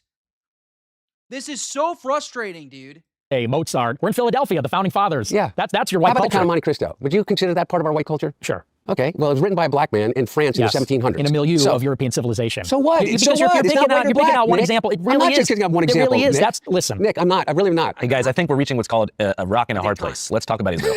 Let me respond to this, because you're telling me I'm always blaming the other. No, Nick, for real. Here's the thing, is that the way that you talk and throw out these historical facts, which, by the way, aren't fucking facts. Okay? Which ones aren't facts?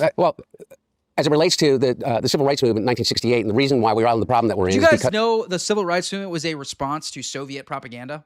The Soviets were calling us racist. The Soviet Empire was calling us racist, and so as a response, we basically astroturfed the Civil Rights Movement. It was a result of communist propaganda. And you guys can go watch Matt Walsh's video on it, because he breaks down just how astroturfed it was and how it was completely artificial. There was nothing organic about it. By the way, I like Matt Walsh. Obviously there's the hilarious clip from Nick. Whoosh, get back to work, Matt Walsh. But it's a hilarious clip. He'll never recover from that, truly. But the thing about Matt Walsh is I really do think that I have hope for him. He just needs to leave Daily Wire, bro. I don't really like Michael Knowles, but I like Matt Walsh. He just needs to leave Daily Wire. He's so good on the pro-white stuff. He's like so good on the pro-white stuff. He just needs to freaking leave Daily Wire so he can finally talk about Israel. That's all he's got to do. And he dabbles a little bit. He dabbles a little bit with Israel, So I give him some credit there. As the Civil Rights Act passed in 1964, Dr. Martin Luther King was killed and shot by a white racist, white supremacist in 1968 on a balcony of a motel. That's the root of our trouble, because an entire people that have been disenfranchised and enslaved for over 400 years. We're sick of hearing about that, though. It's 2026. You may be sick of hearing about it, but you know what? They aren't. And I'll tell you what, Nick, Get here's the over other it. thing. Get over it. It's America. Okay, but Nick, you can say stuff like that, okay, without having to say it like that. And that's not how it started, though. This is a legitimate argument, but it's, Nick, Hunter, what do you guys make of the concept of community collapse? Have you guys heard of this? No. So it's got nothing to do with race, it's got nothing to do with money, but it's kind of a crazy stat. So in 2019, before COVID, 76% of Americans said they were part of an in-person community that gave them some kind of value. After COVID, and this year, it was 19%. So I think that politics and race aside, one of the biggest issues is the collapse of social bonds, third spaces, communities, in-person engagement, which comes with loneliness, more time online, and more division. I understand, I feel like you guys aren't going to agree. I want to talk about what you guys think can be done on an individual and community level to stop people from hating each other and to create more belonging and engagement. Well, number one, I think this. Okay, for real. Podcasting. No, not podcasting. This discussion. For me to be able to sit down with someone who I so vehemently disagree with and find some kind of common ground. But I mean, guy at home who's watching this on his phone just thinking, I wish I could go outside, but I don't know anyone. Okay, well, here's what I'm talking about. That's us, guys.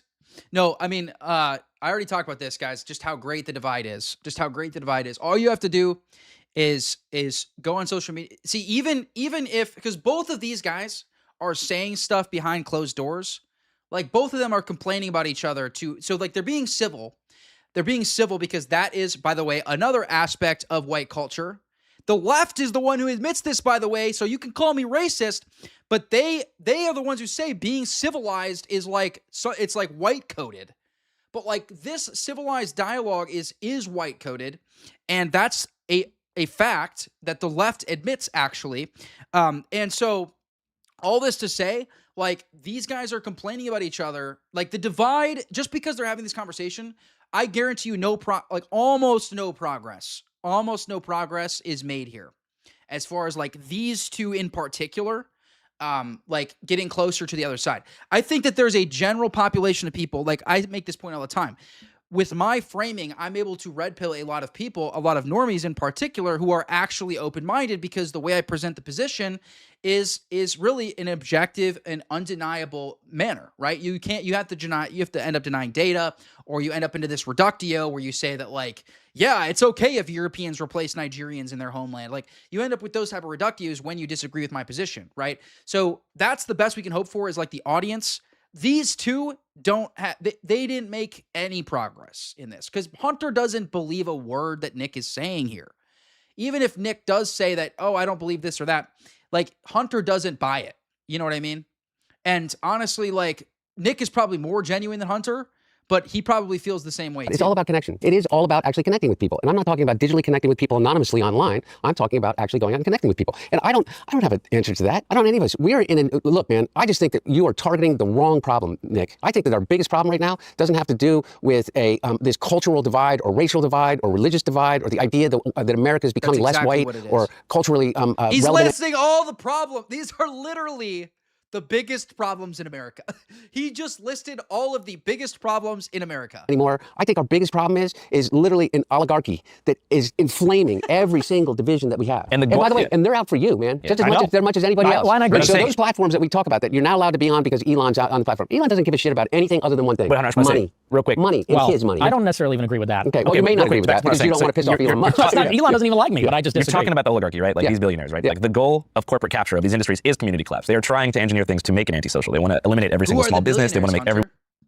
Who is they though? Who is they though? I love that clip. One, a single person shopper, no carpooling, like to be a lonely consumer who only buys things for themselves online and doesn't talk to anyone in real life. That's what they want in real life. Like all this data center shit, like everything they're doing is in a way trying to break up in-person engagement. And I feel like for you guys, it might be hard to answer. That's true, and that is the work of the Antichrist. So that is absolutely true. What he's saying here is that like basically what the saints say is that like the demons are trying to always make you like de-incarnational, right? So the incarnation sanctified the moment, right? When God became man, right? It sanctified the moment. And so, and in fact, in the garden, and Christ did not have a gnomic will either, but in the garden, they didn't have these distractions of the past or the future because they didn't have a gnomic will. Right. Now, they may have had a benign function of imagination. This is also why in the Orthodox Church we're against imaginative prayer. Like the Rosary is imaginative prayer. We're opposed to that in the Orthodox Church. And St. Seraphim Rose talks about this.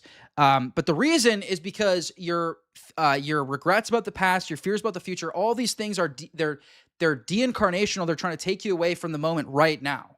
right? And unfortunately, like, social media is inherently de-incarnational, and so that's why we shouldn't be spending too much time on social media. We should spend our time, with our community, and preferably, I like spending time with people that I, have common ground with, right? That's where I find best community. That's where the people that are like me, like, that's where anybody who's saying that that's not the case, that doesn't mean you can't get along with somebody you disagree with. That's not what I'm saying. You, of course, can. And I do get along with people I disagree with. There's a lot of people I disagree with that I get along with just fine, like John Hears. John Hears is a great man.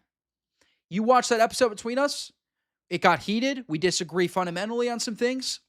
But John Hears is a dear brother in the Orthodox Church. I love him dearly. He and his wife is very sweet. We've done supers together, right? So I can agree with, I can have that.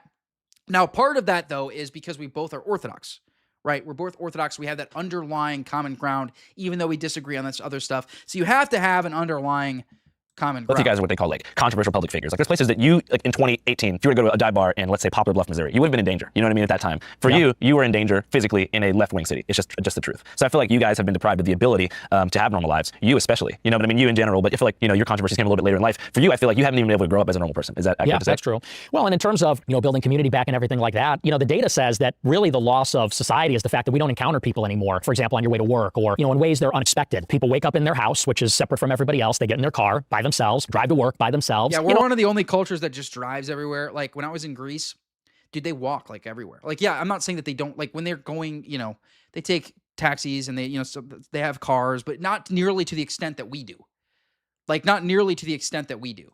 And then they meet with their colleagues and everything, but then they go right home. Go home, have a beer, watch Netflix until they go to bed. Next day starts all over again. And so, I think it has a lot to do with maybe how we structure the cities. I think, honestly, a big part of it, there's like this abundance mindset with liberals. Liberals want to have prosperity and everything like that. How can you have that when the cities are not safe? I think that one of the ways, for example, if you want to have those encounters that are unplanned or spontaneous, they're going to happen maybe on the subway, on the bus, on your way to work. People don't want to ride the subway anymore. People don't want to ride the bus. I just feel that if you look at the data, like right now, 2026, I think 2025 had the lowest homicide rate of any year in America for like the past 4 years. I feel like if you compare data from the 90s, like the cities, I get what you're saying, but the cities I have noticed are a lot safer. They're also, becoming more expensive as well. Could have something to do with it. You're absolutely right. What you're saying, Nick, is impossible to refute, right? Because everybody has an experience with violence or witnessing a crime, or whether it's just in their local newspaper or not.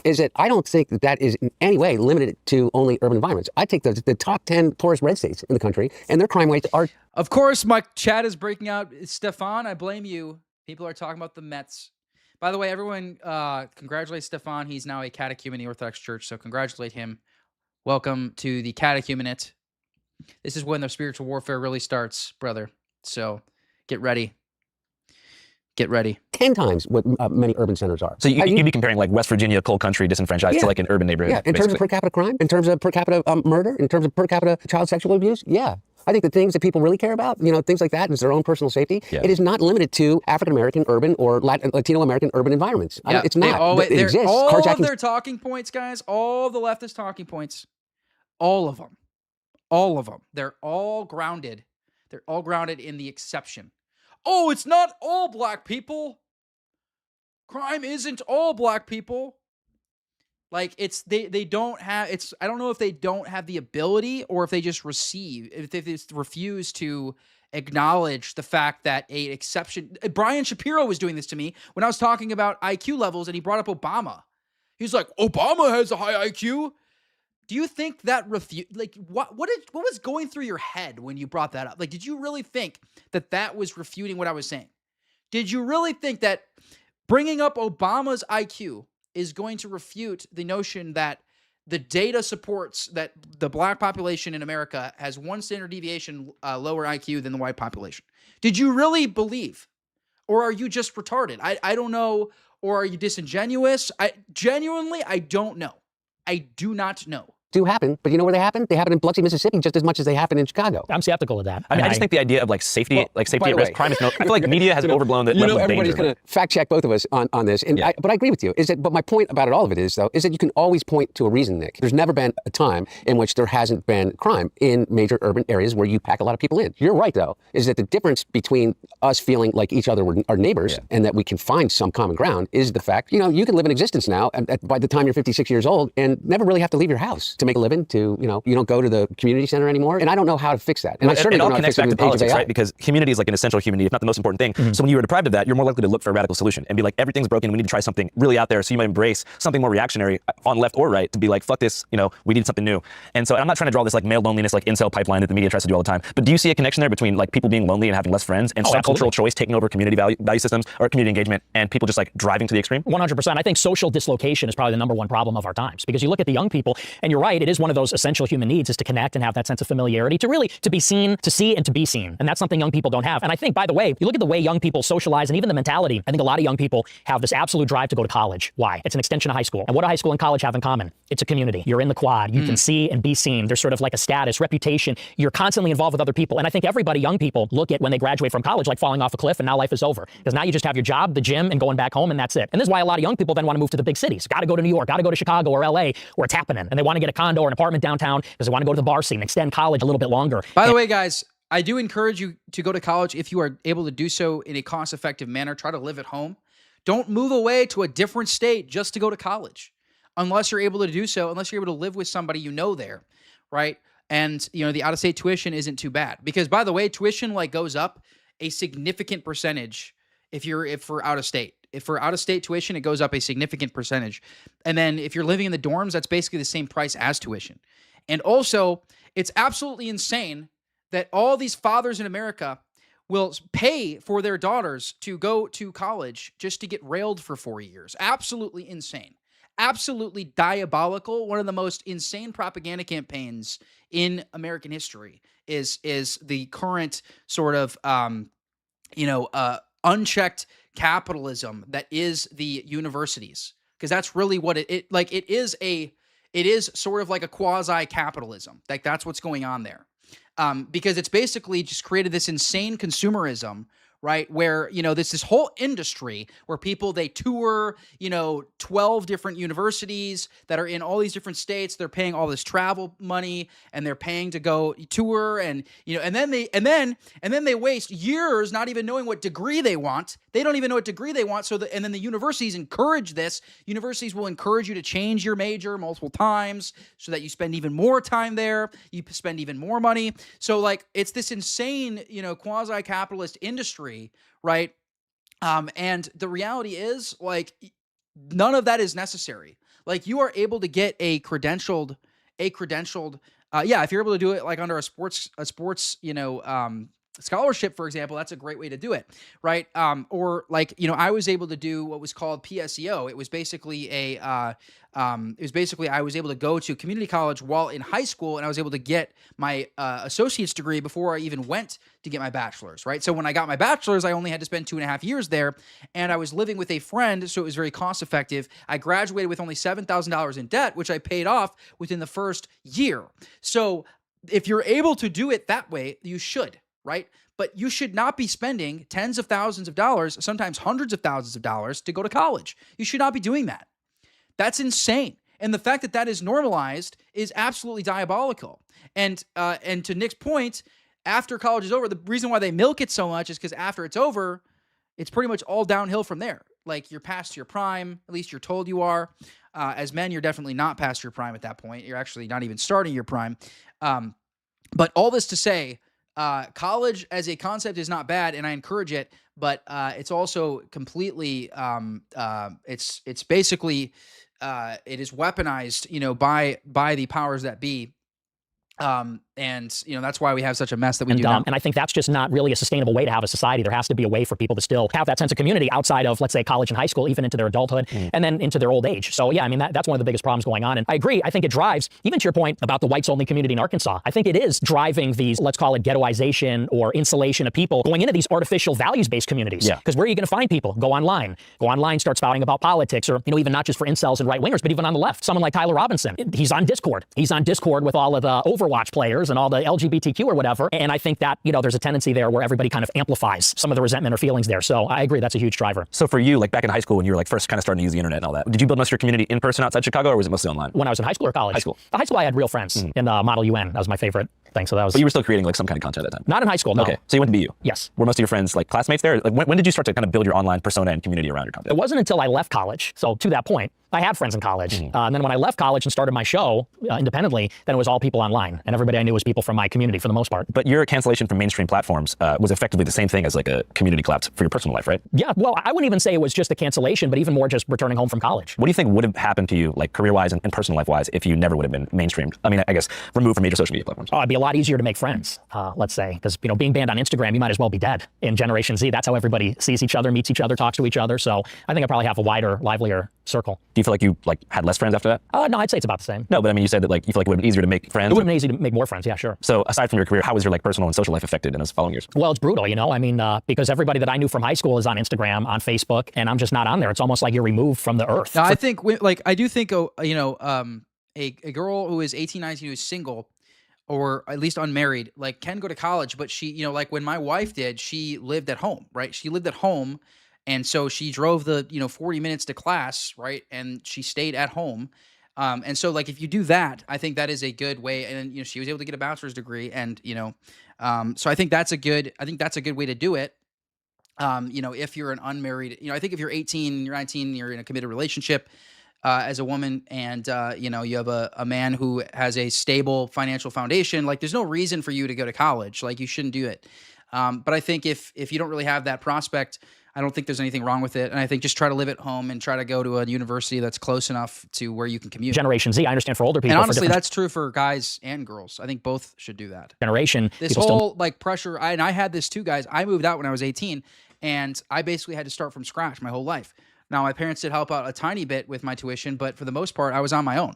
And that is not something I encourage. Like, you don't have to do that. Like, and especially in this day and age, it's almost impossible. For me, this is, now 10 years ago, right? So all this to say, like, don't feel this pressure of like, oh, you have to move out when you're 18. Like, that's retarded. No, you don't. Meet up or stay in touch in other ways. But if you're not online as a young person, you might as well be dead. Do you think you would have said like some of the more extreme things that you did say if you, I guess were allowed to remain on the mainstream internet? Absolutely, yeah. Looking back, I'm not trying to get you to like take something back necessarily. What's like one thing that you said when you were younger where you're like, fuck, wish I could take that back? I don't know if I regret what I've said. It's just how you say it. Yeah, like can you think of an example of like when you listen back to something, you're like, geez, I wish I could. So I did this rally in 2023 called Fuentes Rally 2. And the one comment I said, we're talking about a spiritual battle between Christians and everybody else. And I said, we're in a holy war. I said, and we're going to make them die in a holy war. And the second I said that, I was like, didn't mean to say that. It's an extemporaneous speech. So you don't rehearse it, you just say that. Have you guys seen that clip? I haven't even seen that. That's not one of the many clips I've seen. Things, and I was like, didn't mean that. Shouldn't have said that. So it's always the how. It's always in the delivery that I... Nick, I can think of about 4 things that I really wish you would take back right now. Like what? The cookies in the oven? Well, that's a joke. But it's not, Nick. My wife is Jewish. My son is Jewish. No, Nick. I promise you. Don't get mad. I'm not mad. Okay, I know. But okay. But you got to understand how incredibly, whether it's a joke or not, it's a lived experience passed down from generation to generation, whether or not, and by the way, not just from the Holocaust, not just from 1939 on, 2,000 years of history, okay? Forget about Israeli politics and Netanyahu, because I think we agree about Bibi Netanyahu. I'm positive we do. And yeah, the leftists have no choice now but to be anti-Israel. You talk about it. But you got to understand, look at me, man. I see. It hurts. It hurts. Nick, I promise you it does. When you compare my wife's family to cookies going to an oven, it hurts. And you've got to understand that. And by the way, I'm looking at you, and I believe that you do know that. See, that's where you lose me. That's where you lose me. Okay, Nick, I'm telling you. Well, listen, are we here to talk or are you here to lecture me and preach no, me? you're right. Let me listen. Okay. Listen, you're right. So this is the thing, because, and I think this is a disconnect. I think that the left, and even people on the right, they're losing the young people. Why do people love me? Not in spite of, but because of the outrageous things that I say. Not in spite of, but because I say offensive things. Because I, let's say, drop the N-word on a video or something. It's because people are sick of the preachiness, the lecturing. Okay, I'll listen to what really you are. say. But Nick, I disagree. I think that you're appealing to the lowest common denominator of thought. If you're hating on the people that they think are the reason for their suffering, then you must be on their side. I don't think that you believe that about the Holocaust. I think you think the Holocaust did happen. But forget about whether or not you think that it is used politically in a way that is obtuse and wrong. But I think that you do believe that. And I think that you have to. Like, what's your cultural heritage? I'm Italian, Mexican, and Irish. Mexican. When did they come in Italian? When did the Mexicans come? When did the Irish come? By the way, when the cops showed up to his house, he immediately was like, I'm Mexican.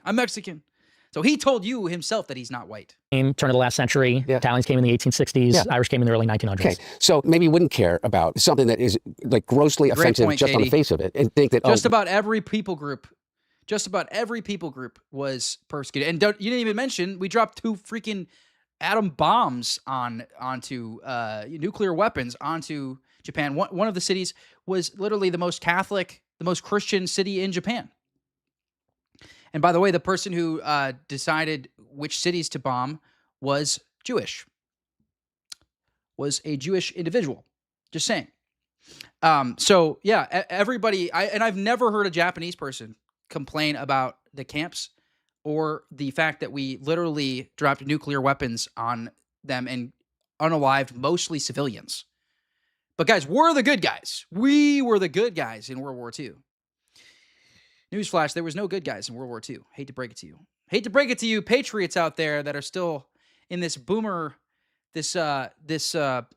boomer, almost like a virtual reality, because it's not real.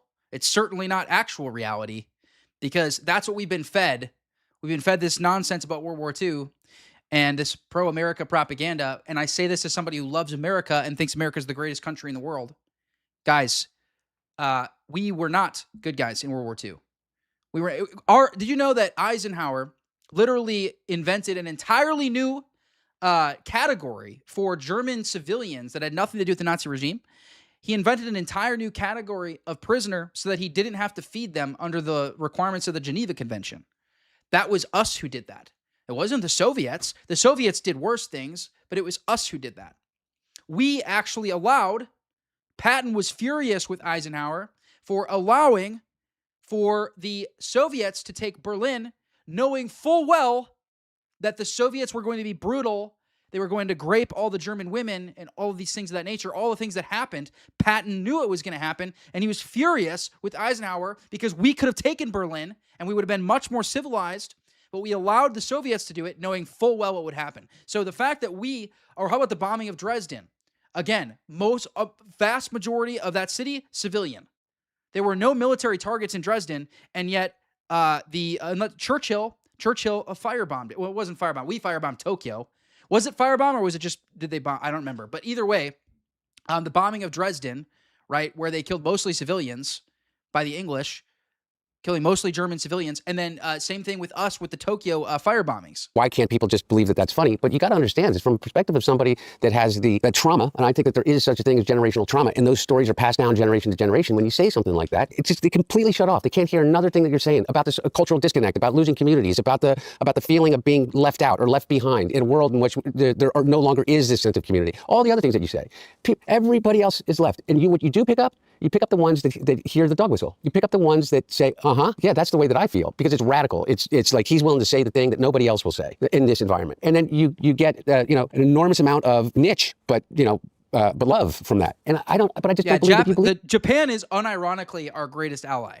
We always make the joke about Israel. Like, Japan is literally our greatest ally. That. I don't believe that you think that it was appropriate for you to say something like that. I don't think you believe that it's appropriate to say women shouldn't vote. Let's give Nick a second to respond to the first thing. I know I talk constantly. That's how I do this. It's all good. It's all good. I apologize. I get it, and I understand that perspective, and it is offensive and it is provocative, and that's sort of what makes it funny. I mean, what we would say in our generation is edgelording. We're being edgy. We're being provocative, and I think that it is that kind of overbearing sense for our entire. Nick, I'm a king of edgelord. Well, let's let Nick explain the psychology. It's that overbearingness that my generation's had our entire lives. That's not appropriate. That's not funny. Think of the trauma. That's racist. That's white supremacist. That makes it funny. That makes it different, interesting. And let me grant, by the way, I think that now, and this is maybe a concession towards you, now that my kind of humor has become mainstream and popular, I don't even think that that's funny anymore. People do the edgelording thing. It's become so commonplace and so tired. I don't think it's that funny or impressive. That's a big part of why I kind of moved past it, because 10 years ago, it was treated like sacrilegious. And there's something funny about the fact that you could say a word or make a joke and make people lose their minds and freak out. And it was like an international incident if you said the wrong thing. And I think that's what made it tempting, especially for a young person. You want to rebel. You want to be defiant. You want to be a little revolutionary or something. Now, as time has gone on, I think that's become a fad. Everybody does it. It's lost its power. And I think that, by the way, part of why we're getting less of it is because instead of getting the preachy lecture from the left saying that's not appropriate, people just roll their eyes. Now, when an edgy white person says the N-word, people roll their eyes and go, really? That joke again? People hear someone wears a Nazi costume, makes a Holocaust joke. People go, really? That joke again? It's not impressive. It's not funny anymore. We've seen it before. And ironically, that is what makes you get less of it, when you disempower those things by not giving them this over-the-top reaction, pretending like it's some great travesty. So you think the new counterculture is going to be woke again? No, I think it's a synthesis. A synthesis of post-edgelordism and wokeism? Yes, because I think that wokeism had its excesses. Yeah. Edgelording also has its excesses. And I think now we're finding a middle ground between saying the edgiest thing we can think of with no regard for anyone and saying everything is racist. If you say something, you should lose your job. We're finding a middle ground where, maybe it's tastefully offensive in small doses, less is more. So it sounds like you believe in the survival of the American experiment. Yeah, I really do. And listen, I don't think everything about wokeism was bad necessarily. What's the best thing about wokeism? I think that genuinely it has made people more respectful and empathetic. Because let's be honest, 20 years ago, let's say when I was growing up, I think there was a lot lot of cruelty. And I think there were some hateful attitudes. And I think as time has gone on, this younger... I don't agree with that at all. I would say wokeism has made people more cruel. Wokeism has made people more cruel. Like, you did not have leftists. Did you have leftists, like, celebrating the unaliving of people the way that they celebrated with Charlie Kirk?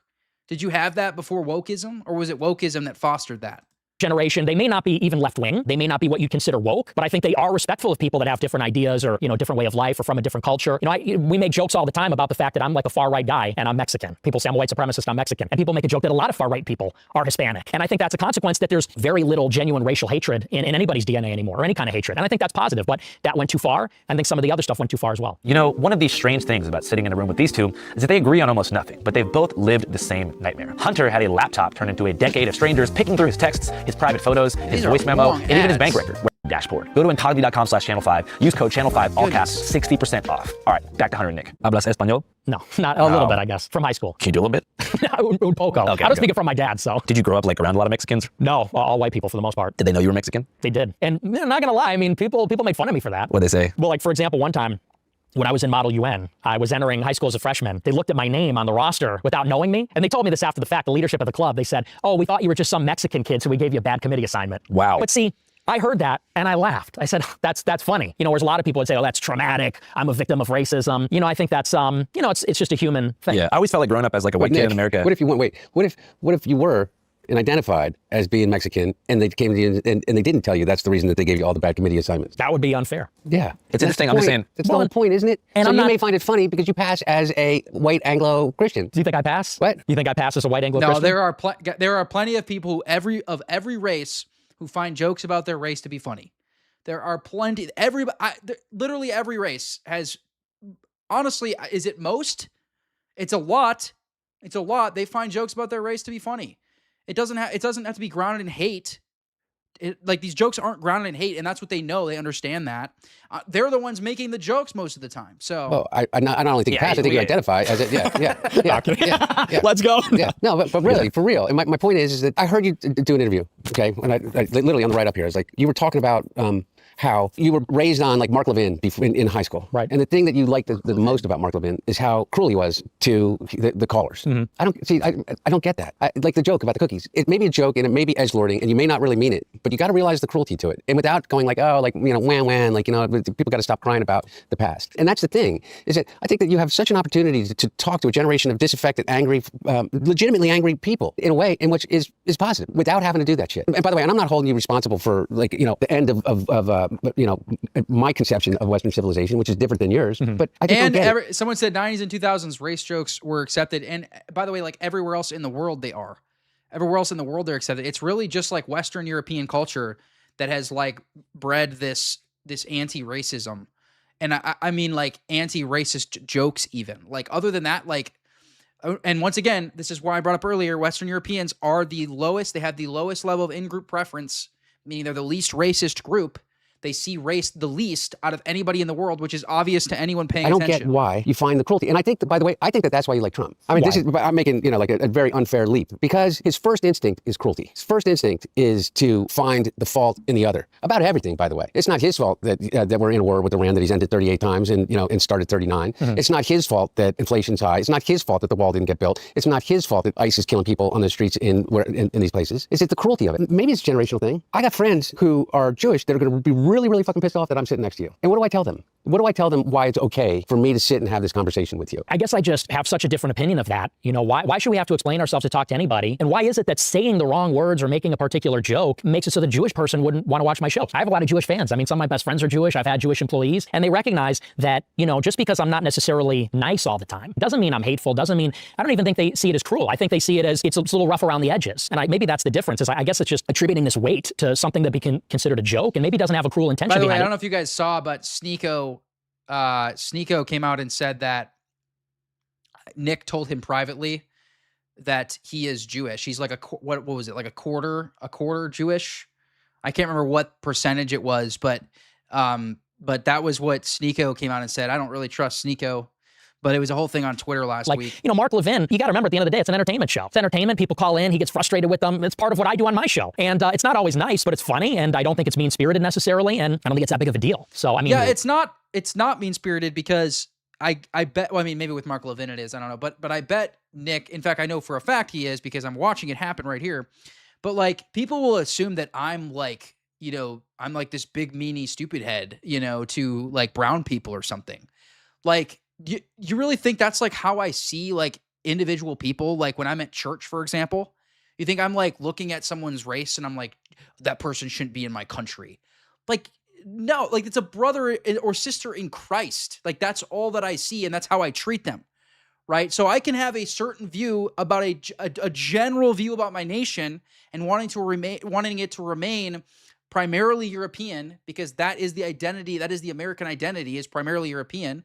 I can have that normative principle that's built into my paradigm and not allow it to affect how I interact with individuals on a day-to-day and a personal basis. It's the personal general distinction that almost like you have to have a decent amount of IQ to be able to do it. Like, because a lot of these people, they don't understand that. They don't understand the personal general distinction. Like, and I don't know if it's an IQ thing or what it is, but a lot of these people just don't understand that. The thought that I would, like, for example, with you, people would say, why do you talk to Hunter Biden? His father and his DOJ froze your money and put you on a no-fly list. I'd say, so what? I mean, it's just talking. I don't think talking's a big deal, you know? Froze my money and put me on a no-fly list, too. There you go. See, so we got that in common. So a different question that I have that kind of weaves everything together. How do you think, like, October 7th and the subsequent, like, pro-Palestine movement and the online world it created led to a growing audience on the right? October 7th in particular? Yeah. Well, I think it highlighted and brought to the forefront how captured the right wing is by Israel, which is very unique. I think the Democrats and the Republicans are pro-Israel, but the Republican Party has this inextricable institutional connection with the Israel lobby, with this Likud government in particular. And I think people just started to see the hypocrisies. The hypocrisy was brought to the forefront, which is America first, but not with Israel. No new wars, except for with Iran. Under Trump, we will have no more wars. No more wars. No more wars. They said he will start a war. I'm not going to start a war. I'm going to stop wars. Tonight, Iran's Navy is gone. You know, we're going to be racist. Edits. You know what they should have put on there? The like 10 different times Trump has said that they won the war in Iran. That's what they should have put on there too. Because, yeah, he promised us no new wars. He also promised us to end the war in Ukraine, which he hasn't, right? He promised us no new wars. He started the war with Iran, and then he's declared victory in that war like 10, 12 different times. And all these things, but don't you dare be anti-Semitic. Don't even, think about it. I see good things about Hitler also. Every human being has something of value that they brought to the table, especially Hitler. This era of Kanye, bro, was just insane. Just an insane timeline. So I think that on the right wing, it made it unignorable that there's this ideological institutional capture. I just feel like a lot of straightforward, like just anti-Semite influencers were taking advantage of the post-October 7th discourse to push other ideas, broader ideas about Jewish people as a whole. Come out and say it. Like, I think that Jews are causing a disproportionate amount of problems in the United States. Well, I mean, I think it's hard to ignore some of those other conversations. I know that it's now become maybe in vogue to say that the Israel issue is very narrow. Someone's asking if I think Nick is a Fed. I answered this earlier, but I do think that it's a little bit suspect that he basically had no repercussions after J6. And that when you look at his account of what happened on J6, he basically lies about what he said. And he explicitly is saying, like, disregard the police. We're taking the Capitol. The Capitol is ours, right? So I think that was pretty suspect. I don't think he is like an agent, but I think it's possible that he cut a deal with them after that he wasn't able to do certain things, which is why he's barely had any events since then. If any. Has he had events since J6? I mean, he at least hasn't had any in several years, so I don't know. Yahoo! It's just the Likudniks. It's just the Israel lobby. But, what would you say about someone like Larry? It doesn't matter that he wasn't on the Capitol grounds. He was there in the vicinity calling for people on a megaphone to take the Capitol and disregard police. It does not matter that there was people that were not on Capitol grounds that got arrested too. So, I mean, somebody like that, I don't think fits neatly into this, let's say, problem of Netanyahu. The leader of what they see as like the neo-Nazi movement, which they blamed for, again, what they see as, which they blamed for J6.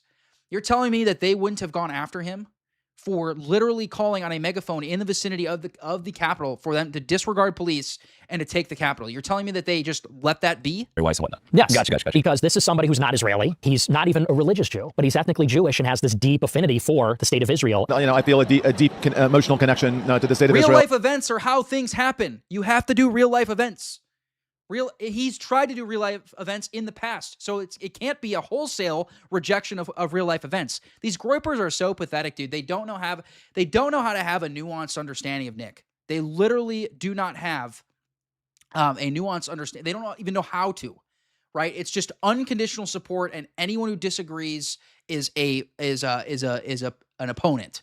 That's basically like what the Groyper world On the Israeli people. And is using and mobilizing his power and resources and connections to benefit Israel in the private sector. And so if you were to say, what's a law that we could pass to prevent that kind of influence, what would it look like? He's an American citizen. He can't buy a media company and hire Barry Weiss to run CBS News. And yet we recognize that's a big problem. I just feel the conflation of like anti-Zionism and like Holocaust denial played into the hands of the Israeli propaganda apparatus. Because then they can say, hey, look, these people that oppose what we're doing in Palestine also don't think the Holocaust happened. It's a big jump in the public perception. It was almost to me as if that was your intent.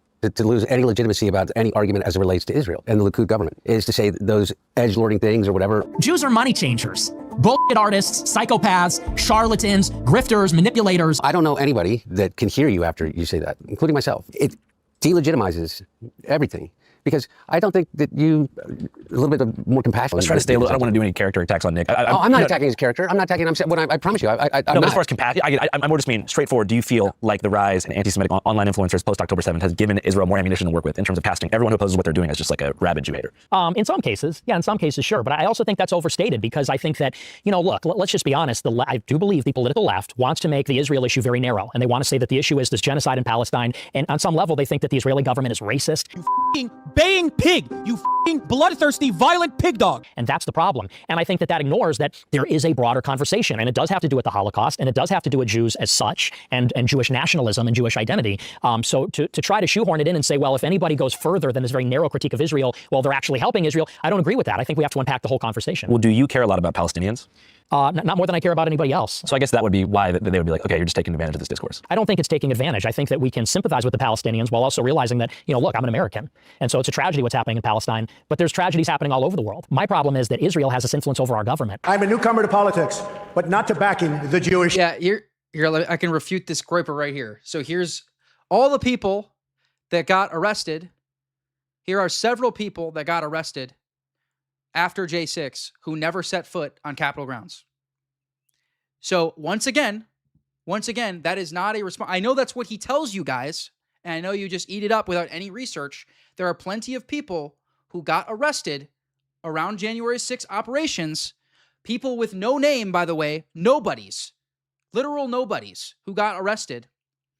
And you're telling me that the leader of what they see as the neo-Nazi movement, who, again, in the vicinity of the Capitol, was calling for them to take the Capitol and disregard police, calling for them to disregard the police and take the Capitol. You're telling me that they just let that slide.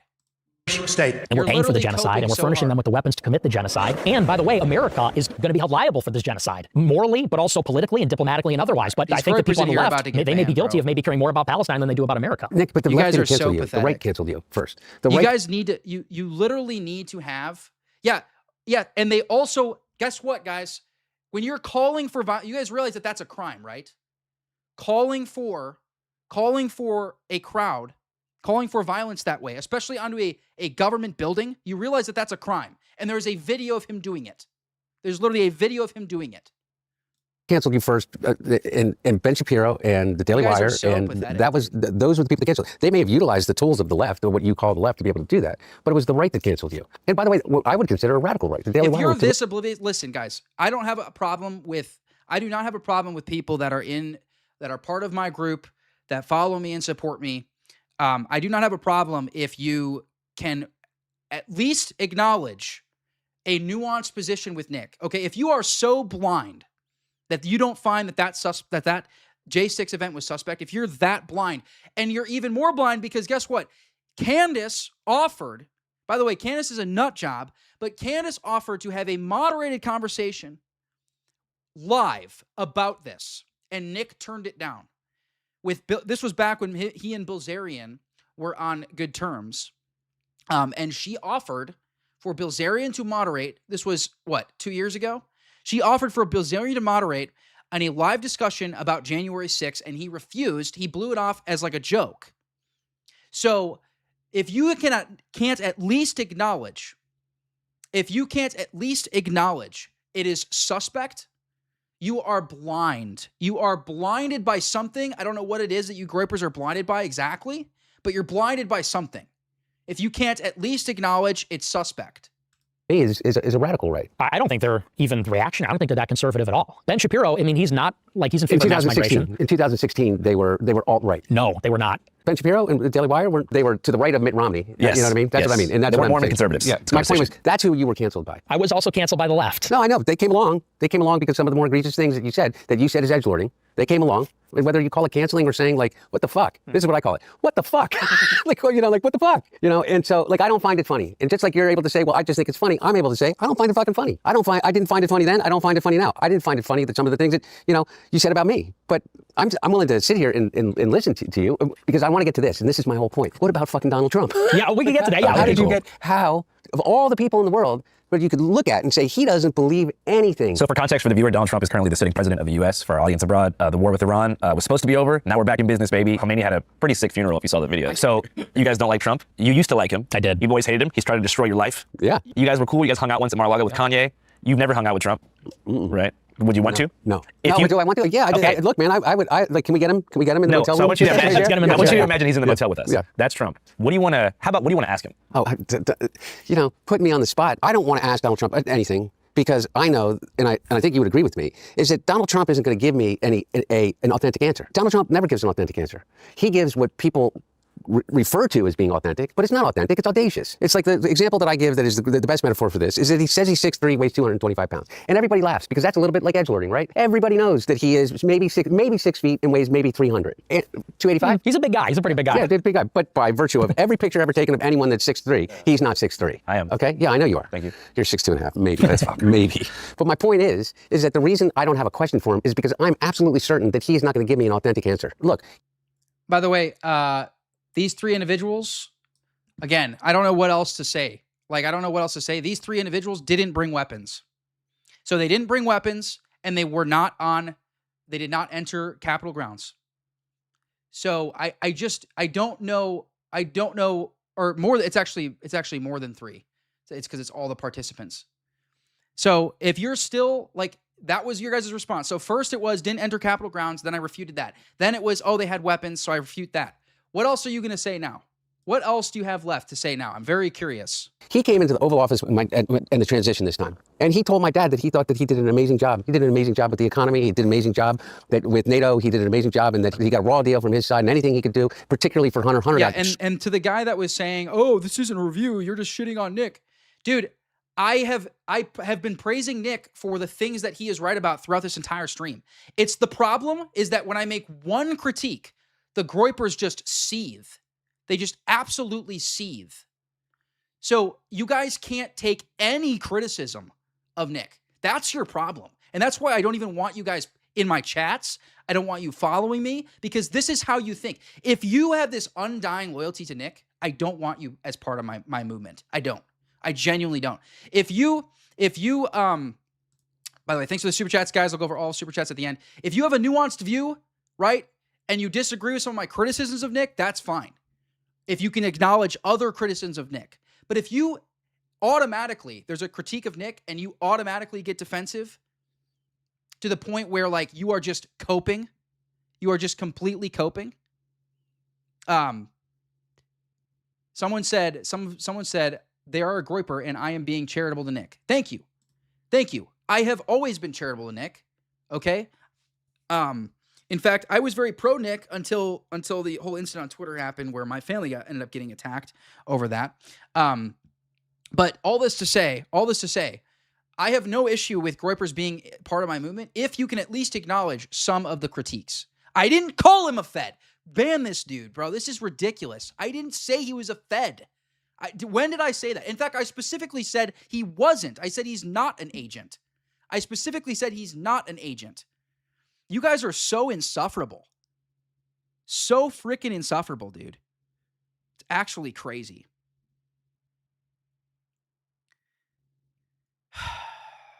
Valid crash out. I don't know. Was it a valid crash out? Anyways, let's keep going. Screwed, whatever I can do, you let me know. Bullshit. He then went out and he has now since then done nothing but blame Joe Biden for every single one of his problems. 11 months ago, I inherited a mess. Joe Biden handed us over a country that was in very serious trouble. Biden gave us a horrible economy. And I really mean this. I think the good parts are the Trump economy and the bad parts are the Biden economy. He mentioned my dad's name or my family's name 6 times a day in the first 100 days of this administration. 6 times a day. He does it maybe 4 times a day now because he has no answers. All he has is a finger to point. And that's all he does. My point is, I don't know what to ask him. You know, why are you such a dick? What does your dad think about the war? Right? But I'm not going to get into what my dad thinks about the war. Is it really because I don't want to get into I don't put words in my dad's mouth, just like I wouldn't ask you. Yeah, I hate that shit. By the way, he's his own man. Like he shouldn't be being asked about as if he's something he's not. He's basically being treated like an extension of his father, which I mean is true to an extent, but I don't know. That's something that bothers me. Your dad thinks about the war, but your dad wasn't the president of the United States. Which is and people will do that with my dad too. They'll well, why is Ben saying this, that, or the other? And it's like, dude, I'm a grown ass man. I'm my own person.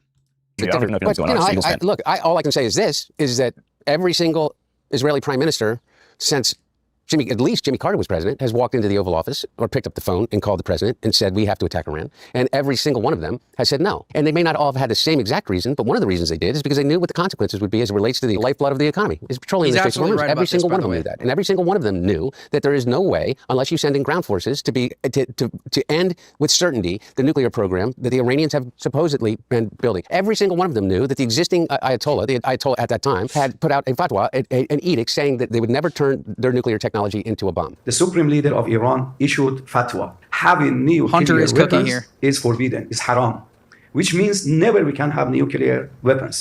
It was a religious edict as strong as if the Pope had released an encyclical. But what did he do? He kills the Ayatollah. We get a son that now has a far more radical and far greater ties to the IRGC. And what do we have? The Straits of Hormuz are still closed. He said that they're brilliant people. I find that that's Donald Trump on everything. He said he'd end the war in Ukraine on day one. That is a war that's dying to be settled. I will get it settled before I even become president. And I didn't hear anybody on the right and say, that's just bullshit. It's just bullshit. He said he would build a wall. I don't believe in building a wall. But everybody said that's bullshit. And then when he got into office, the corruption, the level of the corruption. I mean, people believed, or led to believe, that there was this thing called the Biden crime family, right? I know that you know, is that I didn't do a single piece of business when my dad was president. I made basically $200,000 a year selling paintings. I picked the thing that was the furthest possible thing away from politics that I possibly could. Don and Eric have done over $1.3 billion in contracts, just in contracts for underlying companies that they have an ownership stake in with the Department of Defense. Don Jr. got the largest loan ever given by the Department of Defense of a company that he bought into 3 months before they got the loan. Yeah. Because Peter Navarro picked up the phone and called DOD to get it done. My point is, I don't have anything productive. These are all, guys, the normie lefties kind of cook with their criticisms of Trump. I can't lie.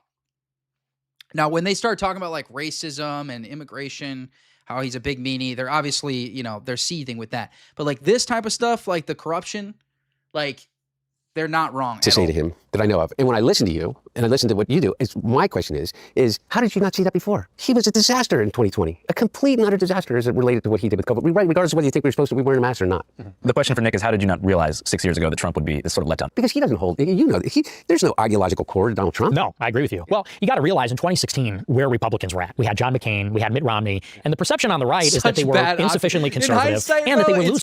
It's crazy. We had John McCain with Sarah Palin, right? And then we had Mitt Romney. Guys, the just rhinos, the absolute rhinos, guys. Oh my gosh. Looking back on it, it's it's honestly crazy. It's honestly crazy. All they do is lose because they don't fight. There was this perception that the Democrats are ruthless fighters. Obama crushed in 2008, when we thought he really should have lost in 2012. That was a Republican perception that Romney let us down. And so when Trump came on the scene in 2016, it was new, it was refreshing. He seemed like somebody that was really going to take on not just the Democrats, but also the media on our behalf. And what's more, you got to think about the mood of the moment in 16 as well and the message Trump was giving. Trump said in 16, it's just me and my son and my wife. We don't have any donors. We don't have any special interests. More than $100 million put in of my money, meaning I'm not taking all of this big money from all of these different corporations like she's doing. We're going to put America first, make the country great again. This is a very appealing message. And I talk all the time on my show about it and realizing now that it was obviously a scam and now obviously unfulfilled completely. And you're right, Trump is non-ideological. The message was brilliant because it said, one, the system is broken. America's not great anymore, but it used to be. We can make it great again, but in order to do it, we need to actually bypass the system. Why is it that we never have victories? Why is it that things don't change? Because of money. He said, and that's why I'm different. I'm rich. I'm a billionaire. If I self-fund my campaign and don't take super PAC money, then I won't have to listen to the lobbyists and the special interests. I could fire the people I need to fire, do the things I need to do. That was a very powerful message in 2016. And after 4 years, I was one of the people even back then that said, look, It never materialized. He did wind up taking super PAC money. He took AIPAC money for that matter. Sheldon Adelson money at that time in 16. Even in the first term, bombed Iran. In the first term, didn't build the wall. In the first term, didn't even reduce illegal immigration until 2019. And I remember the timeline perfectly because I covered it every day. It was like in May and June 2019, 20-year illegal immigration high in terms of month over month. But why did I go for him in 2020? At the height of the pandemic, we all thought on the right that if anyone other than Trump was president, you were going to get a vaccine mandate, which we really didn't want to be forced to take the vaccine. We thought the lockdown might never end. We thought that censorship would kick into overdrive. And so we said, really, it's unacceptable that anyone other than Trump would just be a disaster. And then obviously Biden came in, and I don't think it was as bad as we thought it would be, to tell you the truth, honestly. But by 2024, I mean, I was out. In 2024, because everything you're saying is totally true. And I was telling people on my side, I was saying he's not going to build the wall. And I know you're against that. He's not going to do the mass deportations, promising that. He's not going to start no new wars. I said in 24, he's going to take us to war in Iran. And the Ukraine war, I said, that's not going to end in one day. Too complicated. We're already in it.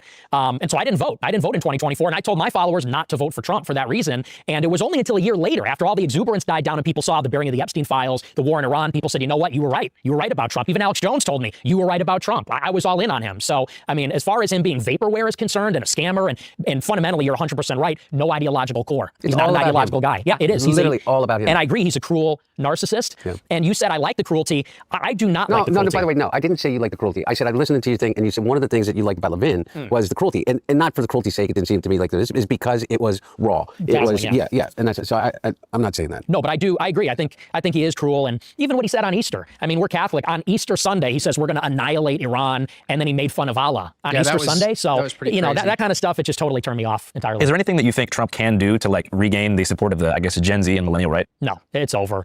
People see what he's made of. Cooked. And Hunter's right. He's a liar. He is a liar. He is a bullshit artist. And especially, you look at what he did with the Epstein files, with the war in Iran, what he did to Thomas Massey. This guy named Thomas Massey. There's something wrong with By him. the way, guys, I just put my the Telegram chat in the comment section there. So if you guys want to join up, my brand new, it's pretty much brand new Telegram chat we just started. You can come over and join us over there. I'll try to start putting in the description. Someone was complaining. It's in my Instagram bio. So if you're following me on Instagram at RealBenMichael, the link is in my Instagram bio. So you can come over there and find the link if you're having a hard time finding it. They just vote no. They love voting no. They think it's good politically. You realize that if you are America first, you have no place in this Republican Party. Because he said it. He said our Republican Party, or rather, he said MAGA is Mark Levin, Laura Loomer, Randy Fine. He said, and who is not MAGA? Megyn Kelly, Tucker, Alex Jones, Candace. And I think most Republicans said, well, we're with those other people. We're not MAGA anymore. So what do you think happens, Nick? I believe that we need radical change. And I'm not talking about violence or revolution or things like that. I'm talking about the only ways that you can have this kind of radical rethinking of the system. Like there's so many what do you think about the Epstein files? What do you think about the accountability? Or do you think that he's broken the system to the degree that we now are basically in a dictatorship light? No, I actually have a lot of confidence only because I think the Democrats are going to take the House in 26, which I support. I'm telling my people, vote Democrat. We want the Democrats in the House because what they're going to do is they're By the going to way, there's a lot of lies about here. I'm about to be charitable. Hey, Groypers, I'm about to be charitable. There's a lot of lies about Nick's position on this. Okay, I disagree with his position, but his position is that they should vote for Democrats in the midterms, and that so that in 2028 the Republican Party will actually, put up like a solid candidate. Basically, he wants to teach them a lesson. He wants to try to get Trump impeached. He's not advocating for voting for Democrats in 28. Okay, that's not what he's advocating for. Maybe he will advocate for that, but that's not what he's advocating for at this point. So there are a lot of lies about what his position is. That's one of them. I obviously disagree. I don't think we should be voting for a leftist Jewish woman for governor of Ohio. I think that's retarded. But that's what he believes, and that's what he's advocating for. And so, yeah, all this to say, there are a lot of lies about what his position actually is, and that's powers to bring all the corruption to light. Because I know Republicans will watch this, and when you say, we didn't commit crime, they're going to be skeptical. However, for the sake of argument, let's say the income you made during Biden was ill-gotten. For the sake of example, it's just doesn't hold a candle. It doesn't even come close, doesn't even touch Jared Kushner, Howard Lutnick, Steve Witkoff, Don Jr., Trump himself. It's just a different sport. It's a different game entirely. And I want all that corruption to be revealed. And I think the Democrats are going to do it. I hope they get impeached. I don't think they'll be removed from office, but I think it'll basically drag this administration to a halt. And then 28, I think there's an opportunity for a clean reset with both sides, right and left. Hey guys, quick thing before we get back to Hunter and Nick. So these two guys individually have been hammered on all sides by the American media for years, and if you want to understand the illest plan on the dopest app in human history, break out of the algorithm. Ground news. All right, back to Hunter and Nick. Whenever you talk about Trump. All right, I'm going to take this opportunity to do my own ad. Guys, you guys know I'm partnered with Underground Cannon, undergroundcannon.com/Ben. These guys are great. Here, I'll put the link in the chat as well for you. They're obviously far right, but they have a lot of texts on this on their website that you really can't get anywhere else. That's kind of their branding. I'm actually working on trying to get some Orthodox books over here too. Of course they have, as I always shout out, they have Chrysostom, St. John Chrysostom against the Jews. But you can go check out their store. Go to undergroundcanon.com/Ben and then use code Ben for a discount to let them know I sent you. They're awesome. The owner is actually inquiring into Orthodoxy too. So very cool stuff. Sometimes you explain this like nightmare scenario that revolves around the Vance presidency. Yes. What about J.D. Vance being in power scares you so much? If Trump doesn't have an ideological core, then Vance really doesn't, because Vance is a chameleon. That's not his real name, for openers. Never had a real job. These are all sinecures given to him by Peter Thiel. And by the way, guys, Vance's rhetoric is phenomenal. Like, he's saying all the right things. Like, he's the first. I mean, he's talking about mitigating legal migration, which I don't know of any presidential candidate really, other than maybe Pat Buchanan, that has gone that far.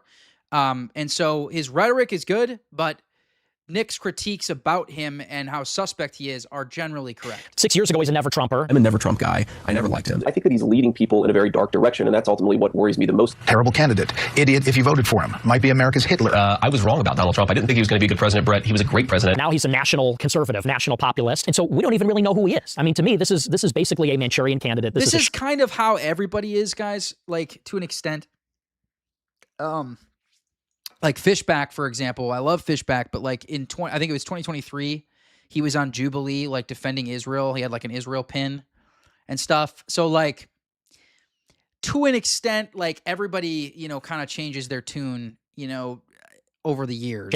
And who is the power behind him? It's the oligarchs. It's the little tech oligarchs in bed with the CIA, especially at this fever pitch with AI. I think that's really dangerous. So to me, him being president is just a worse scenario in my mind. For the uninformed viewer, what is the Palantir-J.D. Vance connection? Well, Palantir was founded by Peter Thiel, and Peter Thiel's very close with David Sachs. J.D. Vance was given his first job in Silicon Valley by Thiel. Thiel hooked him up with it. The CEO of that company said it was a personal favor to Thiel that I hired him. And then Thiel got him all his jobs at these various venture capital firms, including his own, and then funding J.D. Vance's venture capital firm. Peter Thiel gave $15 million. You guys want to know something I found out? Marco Rubio was the Bush's limo driver, I think it was, either taxi driver or limo driver. Like, that was how they met. Vance, when he ran for Senate in Ohio in 22, Peter Thiel secured President Trump's endorsement for him in 22, which basically got him the nomination and the seat. So, I mean, as far as anybody's concerned, Vance Minnesota. I left Minnesota when I went to college. When I went to college in, oh gosh, what was that? 2016. Entire political career to Peter Thiel, who derives his fortune from Palantir. My family still lives there, so I go back once in a while. Well, he's a convert, so Beware the convert. Yeah. So do you think that Trump's unfulfillment of his campaign promises was a result of him being like compromised by somebody connected to that structure, or do you think he always just never cared? I don't know that he never cared. I just think that, me, I'm an idealist. So I think about the ideas and the concepts. Trump is a businessman. And so I think with him, everything's transactional. And I said this in 2024. Trump knew the voters would swallow anything. The voters would not walk away from the table because they were enamored with him. I could stand in the middle of Fifth Avenue and shoot somebody and I wouldn't lose any voters, okay? It's like incredible. So he knew he could break every promise with them in order to fulfill. That's literally the Homelander. That's literally the Homelander meme, guys, where he lasers. There's like the black dude in the crowd. You don't speak for us. You don't speak for us. And then he just lasers them, and then like everybody cheers.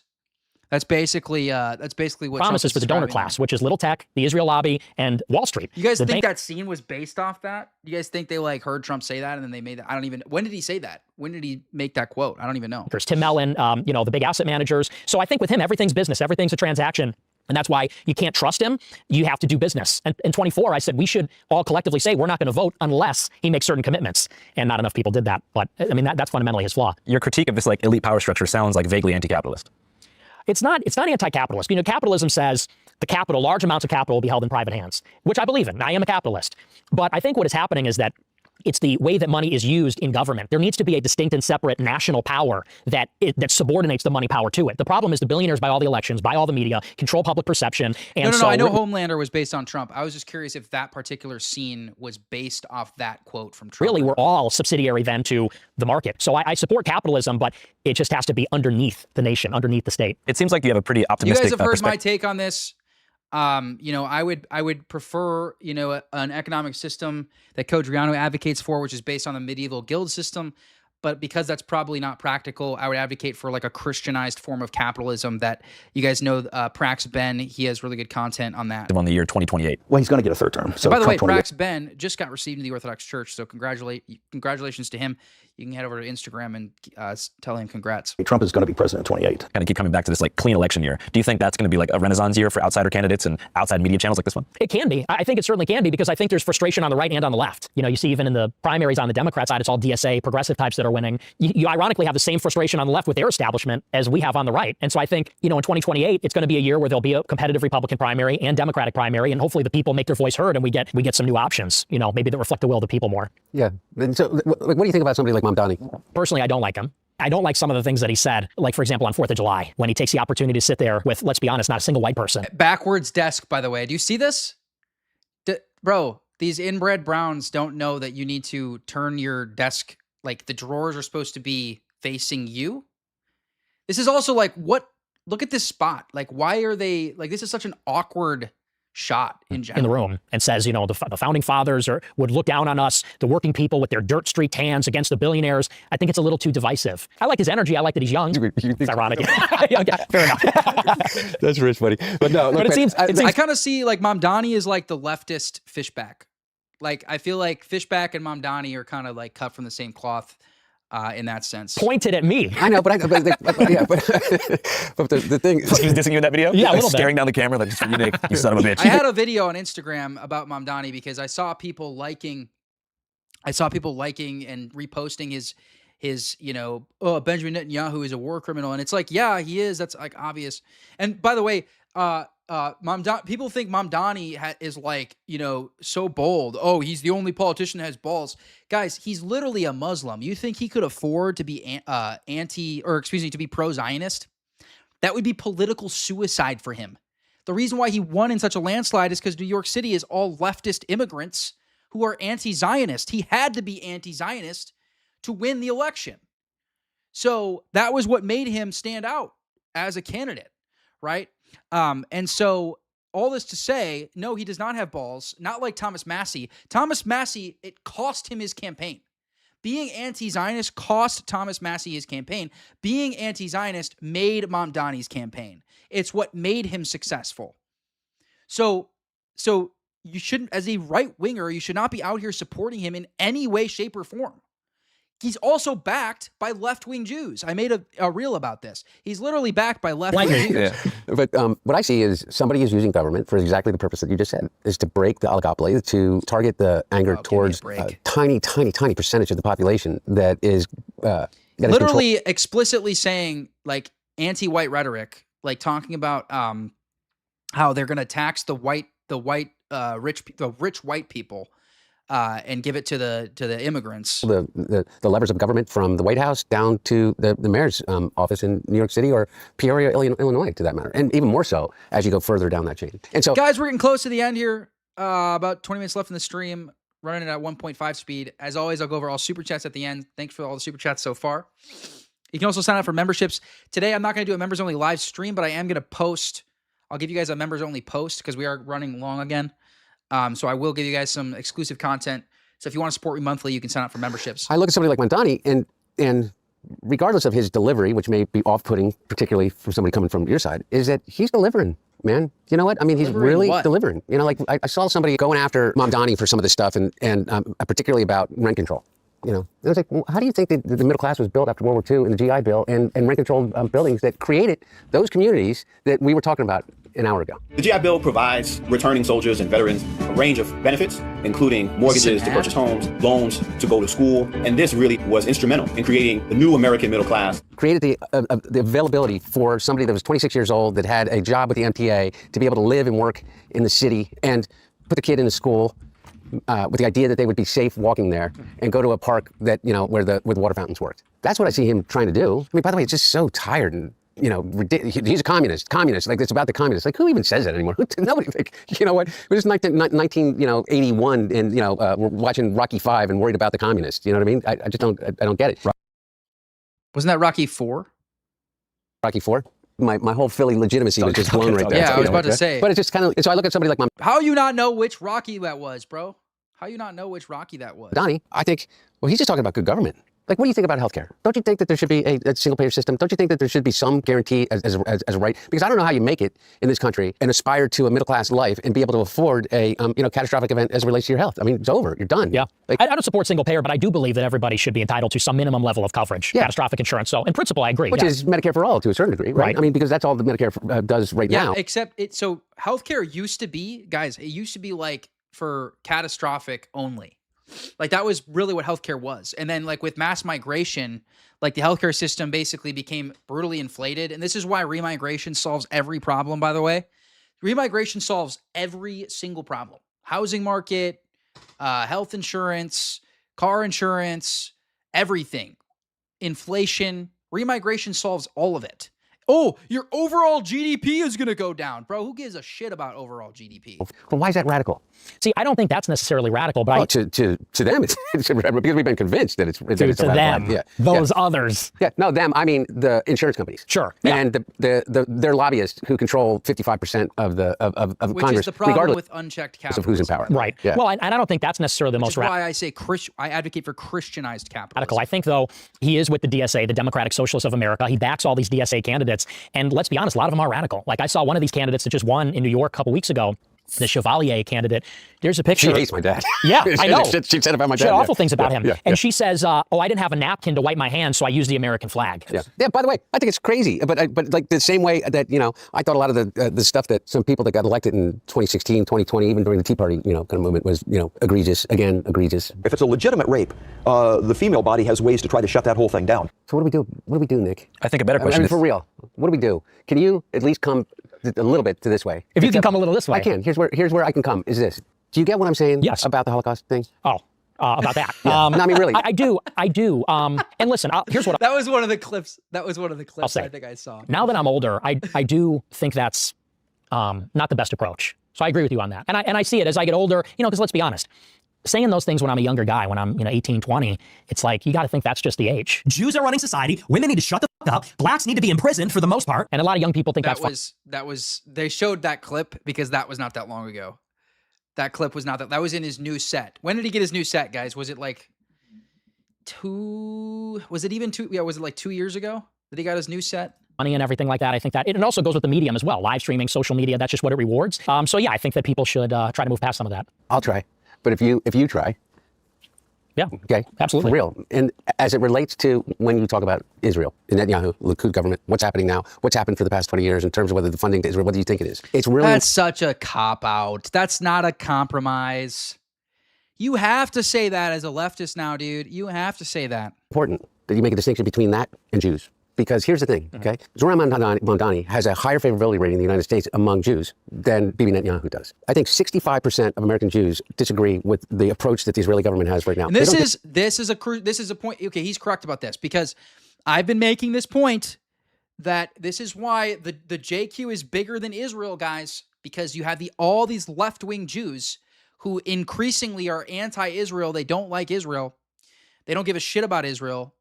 And so people think it all comes back to Israel when the JQ was a thing for thousands of years before Israel. And guess what? They've always been, at every century of subversion, it's all been about destroying the white Christian West, or at least white Christian societies. That's what it's always been about. That's what they've always been after. So it's bigger than Israel. Everybody needs to understand it is Israel, but it's so much bigger than Israel. I disagree with you, but they completely turn on when they hear the conflation of Jews, Zionism, Israel, and think automatically anti-Semitism, whether it's fair or not, okay? But you have to understand it. And you have to understand it from a cultural perspective in which the recent history is only one data point in 2,000 years of history as it relates to what it means to be a Jew, of which there is what, 1%, 0.5% of the entire world's population? Because I don't know what it adds to your argument, or what it adds to your argument about Miriam Adelson being able to give $300 million to Donald Trump and commit to giving another $300 million to get her way, and we end up in a war with Iran. Yeah, well, and I think that's a valid point. I do think, though, that the issue is broader than just Netanyahu. Oh, maybe, by the way, obviously Netanyahu has a base within Israel, within the Jewish community here in the United States, with Jared Kushner. Mm-hmm. You know what I mean? Jared Kushner, who is unelected, not a member of our government, is having has more control over the direction of everyday lives of American people. There's a whole conspiracy out there, by the way, which is it's less than a conspiracy, to be honest, that Kushner's basically the one pulling all the strings. I've seen that take, and I don't. I don't fully disagree. I think there's something there. Right now than anybody that I know of. And meanwhile, all he's doing is building a $6 billion private equity fund with the people he is negotiating for. And I always say, look who's paying him, and wondering whose interest that he is advancing. He's getting paid by the Saudis, he's getting paid by the Emiratis, he's getting paid by the Qataris, he's getting paid. Go down the list. And for some reason, he is in control, along with Steve Witkoff, who is also not elected by anybody, of deciding whether or not the Straits of Hormuz are going to open up and whether or not our gas prices are going to go down. It may not matter to the three of us necessarily, an extra dollar or 60 cents or 85 cents, but you know what? The 85% of the people that live in America, it means it's the difference between whether or not they're going to be able to pay rent. Whether or not you're going to be able to actually put the gas in your car in Montana to drive to your job on the ranch. Well, and here's what I'll say to you, and this is something kind of why I want to do this interview, is emphasize the message that as far as Jews are concerned in general, I think that it's the same standard that applies to everybody, which is as long as you're patriotic, as long as you believe Americans should be put first by their government, I have no problem at all. And I think that everybody in the country should be treated with dignity and respect and have their civil rights. It's just this acute problem of these people, like you mentioned, like Larry Ellison and Miriam Adelson and Jared Kushner, they're putting some other country before the interest of our own. And that in principle is what I have a problem with. There is going to be some people who watch this and feel like, all right, no take-backsies. And they might feel like you're just kind of trying to moderate, and that now that you've achieved your goal and got a lot of support, you're kind of moderating because your main aim has already been achieved, which is to sort of have a generational run and pop off. So now you're trying to kind of make your way more into the mainstream discourse, but you'll just go back again into the same sort of reactionary rhetoric once you're back in the number one spot. Well, I don't even think I'm moderating. And I even told our mutual friend, it's not even a moderation. It's not even an apology. It's clarifying. Because, all along I've been saying this message. It's just that the way that I'm saying it changes and evolves. And I also think how people respond to it changes as well. Because let's be honest, 10 years ago, there was a very different kind of conversation about Israel. You could not mention it in a negative or critical way without being utterly annihilated in politics. We all know that ever since October 7th, that's not the case anymore. So I think that the under 45, like the 45 years old, like that divide, like obviously there's exceptions, but if you're over 45, generally you're pro-Israel. If you're under 45, generally you're anti-Israel. Like that is, it's crazy how true the rule is on both the left and the right. There's sort of something reciprocal happening, which is that people are receiving me differently. 45-year-olds on the left are being dragged into this, especially ones that are active online. And as someone that's growing older and more mature, I'm even representing myself differently. So I wouldn't even call it moderating, just clarifying. People are more receptive and I'm maybe better able to articulate it. And you think that's because you've kind of gotten older and been able to have like a longer career in media to reflect on your different changes in your perhaps brain chemistry and lifestyle? That's a huge thing. I mean, I know it's 27. I have a very different mentality than I did when I was 20. What's the main difference? Just more even keeled. And I think you know too, it's like when you're 20, you're just like a maniac. And then you hit 25 and you're like, all right, I was a maniac when I was 49. My brain chemistry has definitely changed in the last 7 years too. And I do believe that people can grow and they can change. And I'm not asking you to, and I'm not asking you to say things, but there are certain things that I just hope that you can hear without feeling attacked. That some of the things that you said, whether it's edgelording or otherwise, are really hurtful. And then people completely turn off to the idea of being able to listen to you about anything, and then you get dug in more and you're like, oh, go fuck yourself. Like, you can't take a joke kind of thing. And that's not what it is. It's not just wokeism. It's not. It's people being really, really hurt by it. And I accept your apology for all the mean things you said about me. Yes. Yeah, I'm on my apology tour. Is that the one thing you did say? You said I was a degenerate crackhead. Me? And I have the problem with that, not you. Me? Yeah. And I also said you were cool though. Yeah, no, by the way, you said a degenerate crackhead, and you know what? I'm not even mad about that because I was a degenerate crackhead. I spent more time on my hands and knees smoking anything that even remotely resembled crack cocaine. It's true. And now you're sober. Yeah, I find it interesting. You also said that you've never drank before. Right. Yeah, I've never had a drink. Never done drugs. That's because you grew up, with me. You're like, don't be that guy. I grew up with you too, and I was doing. Yeah. You're not as smart as he is. My brother never drank. My dad too. And I was going to ask you, Nick, what kind of prompted your choice to just like be sober for life and never drink?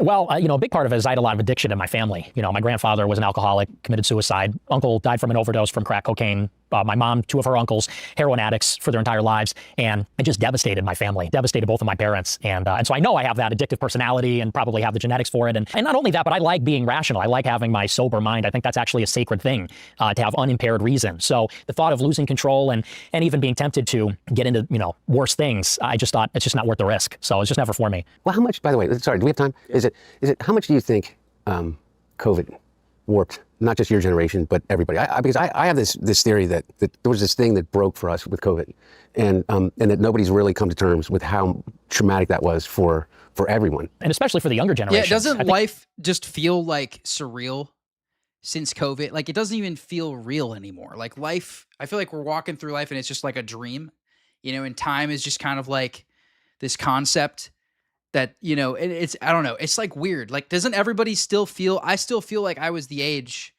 when I was like when COVID hit. Like I don't feel like I've aged since then. I don't know. It's just weird. It's just like been a weird timeline. Severely less for the older generations, but for the younger people, missing the graduations, missing critical years in school, that's when the socialization happens. That's when you learn to get along. And so you think about how this generation is going to grow up having 2 to 3 lost years. No sports, no school, no extracurriculars, vacations. It's devastating. And we already had a problem with that isolation, social dislocation, loneliness. I can't even imagine. So it's going to be devastating, I think. But that's a lockdown. So maybe if you're watching this video after this, put your phone or computer away, go outside and make a friend. Just do anything but scroll to the next video. Back in the day during Nickelodeon, they had Go Outside Day. Oh yeah. I feel like we need like one day a week where it's mandated in a tech oligarch sense.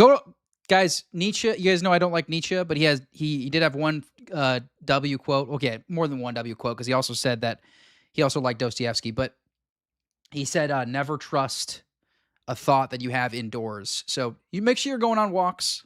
Just to get out there and, at least a couple times a week, get out there and go on a walk. That no one can go on their phone or use the computer. Man, I would love that. I mean, that's one thing. The one thing we could all agree on. The way I say it now is you're all carrying around a bag of heroin in your pocket. Everybody is, and it's probably even more dangerous in some ways. Would either of you guys ever run for office? Are you asking me for real? Yeah. No. I think that politics, the way that my dad engaged in it, and I'm obviously incredibly biased, is an incredibly noble thing. But that's not where my head is in terms of what I want to do. Being a lifelong my whole politician? thing is that I don't think being a lifelong politician is a noble thing. You got to do at least something else.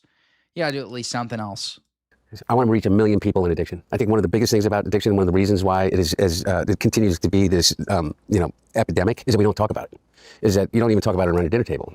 And what you realize, if you're coming from my particular unique situation, is that everybody comes to me and they tell me their Going story. outside doesn't have to cost you money. You can just go on a walk, bro. No one's charging you for going on a walk. And sharing that is like, breaks that cycle of shame. And so I want to reach. I do sympathize with what you're saying, though. It does feel like walking outside, you're charged $500. Like it does feel that way with how bad the economy is. People right in now. addiction. How about you, Nick? Would you ever run for office? I don't think so, no. Just because I don't think you can fully be authentic when you're running for office because it's a different role. And I think my role, they say, according to the Overton window idea. Ideas that are inside the Overton window are ideas that are politically safe. The public is ready to accept them. They say that if you want to change people's opinions and what they consider acceptable, you kind of have to be the first to the punch and maybe considered a bad person or evil or whatever in order to promote your view. And so that Which is why the second guy is always the one who actually rises to power, not the first guy. So Nick is kind of like the first guy, but it's going to be the guy that follows him that actually rises to power. Lend itself to that kind of politics. So I think to protect my own integrity and authenticity of the message, I have to not run for office. See what we just did? We just made probably the entire audience happy. Oh, wow. It's a fake Nietzsche quote? Wow. So it wasn't even a W from Nietzsche. One half is glad I'm not running. The other half is really glad he's not running. If not you guys, then is there any candidate or prospective candidate that you feel like could run in 2028 that would, have a fair shot that y'all support? Nobody in particular for me. Honestly, I haven't really been too impressed with who's come out of the Republican Party. So I'm hoping they'll just be somebody we haven't heard of, somebody maybe that hasn't been in office before. He's voting for Gavin Newsom. That's right. Yeah. Well, if it's Tucker or Massey, man, like those are the only two. Only two that I trust right now are Tucker and Massey. Do some advance. I'd certainly think about it. Yeah. How about you? Anybody that, creates a twinkle in your eye? No, I think that there are a lot of people. I mean, I know that you think that you're going to laugh at me, but I personally like Gavin Newsom a lot. I think that he's authentic in those beliefs, whether you agree with them or not. Thomas Massey's principled stand as it relates to the Epstein files was incredibly courageous. Do not let the Senate. See, this is why I think Massey can win. So he's got a substantial like group of leftists that are they just appreciate that he's a moral person who calls out corruption. So this is why I think he actually does have a chance. I am sorry if one of your billionaire donors is going to get embarrassed because he went to Rape Island. And that's why he's not going to be a congressman anymore. But that's why, he could potentially make a really strong national candidate. And you guys think America will exist in a post-Epstein capture freeway? Will America exist? Yeah, will America survive the current power structure's stranglehold on the media, the political system, and all public affairs? I don't know. I think AI is going to really be transformative. It's interesting. Nobody seems to be talking about that. Transformative in what sense? Like for bad? Concentration of power. That's the single biggest. And you know what? I'm actually on the liberal side on this with Anthropic over let's say, because there's this battle between these effective altruists, effective accelerationists, and I really am nervous about what's going to happen, especially in the next 4 years, because they're racing towards this artificial general intelligence, artificial superintelligence, and that, without a doubt, is going to be the single biggest influence on the country. And so I'm really worried about that. And what about that concerns you? Is it surveillance? It's the concentration of power in the hands of whoever controls it. Whichever firm is the one to develop ASI, that could confer dictatorial-like powers upon the CEO of that company. So whether that's Sam Altman or it's Dario, if the artificial intelligence is aligned with its creator, that person will become the most powerful person in the history of mankind. It's almost an inherent truth, in my opinion, what Tita said, is that the greatest leap in human evolution is going to happen within our lifetimes. AGI, let alone, superintelligence, is everything that we think about the way in which we exist in the world completely changes. And I don't think that that's in any way hyperbole. And if you listen to the people that are developing these technologies right now, they are the most alarmist. I think AI will probably, most likely, sort of lead to the end of the world. If you want to know what life's like when you're not the apex intelligence, ask a chicken. And now, by the way, I think that there's an enormous possibility for... Guys, we got 146 people in here. Please like the live. Please like the live and subscribe if you're into far-right politics. I'm an Orthodox Christian. I'm anti-replacement, anti-international Jewry, anti-Islam. So if you're into that, please give me a like, give me a subscribe. We're wrapping up with the stream incredibly here. beneficial things to society, like being able to cure cancer. I just think of this one thing. Everything that AI is built on is ours. Belongs to you, and you, and you, all the way back through the human civilization. That's what they're stealing from us, and they're putting it into the hands of literally a handful of people. All of that human knowledge and the value that comes from it. And I think that that's ours. So any AI that is developed, particularly that goes to HE, it should be communal. It should be shared in the not just the beneficial offshoots of it, but the actual money of it should be shared. Yeah, I totally agree with that. I think it's like nuclear bombs, but it's also a commodity at the same time. The weapons potential, the economic potential, I think that's going to be the biggest thing. And I hope on some level that liberals win that argument, because what Trump is doing with the Pentagon, Anthropic, and OpenAI, the way they're handling it is so reckless and sloppy and just honestly unbelievable. So we need some adults in the room on that one. Well, it's been a great conversation. I appreciate you guys for coming. All right, guys. So that is the Nick Fuentes versus Hunter Biden. So we're going to go over super chats here. Stefan, thank you for the 6-7 joules. Thank you for the Mets tax as a new catechumen. Again, welcome, Stefan. Am I saying that right? Stefan? Into the church, or at least into the catechumenate. He's on his way to becoming an Orthodox Christian. Anti-retardism said he was watching me after Jay mentioned me. So Jay must have given me a shout out. Thank you for the super chat, anti-retardism. Our resident Indian left a comment on my last post. I told him to bring this up. You didn't have to send a super chat. You could have just said a regular comment, but thank you for the super chat. I said that Teddy Roosevelt's Americanism speech, or I talked about Teddy Roosevelt's Americanism speech, specifically opinions on creeds. Yeah, so he's a little bit too sympathetic. Like I think he includes Jews in the creeds that are acceptable, with which, if you go back to the early founding, like, we always want to look at what the early founders said. Like, Teddy, I think, was preserving a lot, but he was still wrong about this. Like, if you read Joseph Story's commentary on the Bill of Rights, he specifically says it's not for Jews. And so it's also not for Muslims, and it's not for secularists. It was for different types of Christians. That's what he said. So I would disagree with Teddy on that part. As far as helping immigrants become American, again, I'm not opposed to this as a concept. However, I am opposed to, currently, I'm opposed to immigration because we need to stabilize our demographics first. So after we stabilize our demographics, then I have no issue with, again, a couple 100,000 migrants coming per year and being helped to assimilate, if that's what you mean. And thanks for the Indian tax. You're in McCain State. That sucks. Thanks, Katie, for reminding me to post about the school. I will remember to do that on my Instagram story here after this. Mountain Walks looks like they just joined. Said I have 2 first names. Something like that. It is my real name, but I do go by the full name because Michael the Archangel, I believe, has protected me in a lot of things. So, all right, guys. Well, this has been a great stream. To my members, I will get a community post up for you guys today. I'm just a little bit fried after kind of a long stream today, so no members only live stream. I'll try to do one on Thursday after we go over the Jubilee thing. That one only is like an hour, 15 minutes, so it's not as long. But this was the Fuentes Hunter Biden interview, and thanks for guys for joining. Come back and check out the channel again Thursday at 2 o'clock Eastern. I'll be back live. That being said, God bless. And give me a follow over on Instagram at RealBenMichael. Other than that,